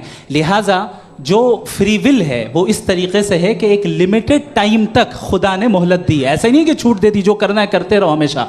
वक्त आएगा जब एग्जाम का टाइम खत्म होगा तब रिजल्ट आएगा, दौराने एग्जाम जबरदस्ती आपको नहीं बताया जाएगा। अरे भाई एक सेकंड, जी सवाल मुफ्ती साहब से मेरा, मुफ्ती साहब से जी हाँ, रुक जाइए, आपसे फोन, आप इसके बाद आपसे यही रहेंगे वो। हाँ बोलिए। मैं मुफ्ती साहब एक ही सवाल करता हूँ कि अगर जो हो रहा है फ्री विल से हो रहा है और एक दिन बरोज़ क़यामत इंसाफ होगा मैशर में वगैरह वगैरह, तो दुआ क्यों मांगते हैं लोग? दुआ मांगते हैं इसके मतलब है अभी भी उसने ये डिपार्टमेंट रखा है कि मैं रोज़मर्रा की ज़िंदगी में इंटरफेयर बिल्कुल ही कैन। तो तुम कैन हो, तुम मुझे नौकरी दिला देते हो, मेरे बेटे को ग्रीन कार्ड दिला देते हो, और 45,000 बच्चे मरते हो उन्हें रोकते नहीं हो। नहीं, तो क्या आप ये कह रहे हैं कि इस दुनिया में जालिमों को कभी पकड़ ही नहीं होती है? अरे जो भी पकड़ होगी, वो बच्चे रोते हैं। बिल्कुल, देखें, मैंने अपने ओपनिंग स्टेटमेंट में यही कहा था कि जनाब जावेद साहब सिर्फ इमोशनल आर्गुमेंट बेटी की this is an emotional argument. ये छोटे मोटे इसके पीछे का रीजन मैंने बताया क्या है। देखिए, मैं इसके पीछे का रीजन क्या है मैंने बताया। मंच से आप लोगों को सज्जनों इसलिए कह रहा हूं ताकि थोड़ा सा आपके कॉन्शियंस पे जोर रहे कि आपको ऑर्डर बचा के रखना है। वक्त तय हुआ था, ये वक्त पूरा हुआ, आपने इतने धैर्यपूर्वक सुना, मैं आप सबका बहुत बहुत शुक्रगुजार हूं। यदि इन दोनों विद्वानों की इच्छा होगी तो कभी हम इस बातचीत का राउंड 2, राउंड 3, यही तो देखिए खूबी है इंसान की कि बहस मुबाहसे में वो पड़ा रहता है। आप लोगों ने बड़े धैर्य का परिचय दिया, बहुत बहुत शुक्रिया। इसी के साथ ये बातचीत यहाँ पे समाप्त होती है। आप लोगों को मैं एक बात बता दूं, ये सारी बहस हो गई, अब मुफ्ती साहब और बड़े मुफ्ती साहब इन सब के साथ मैं खाना खाने वाला हूँ। अच्छा।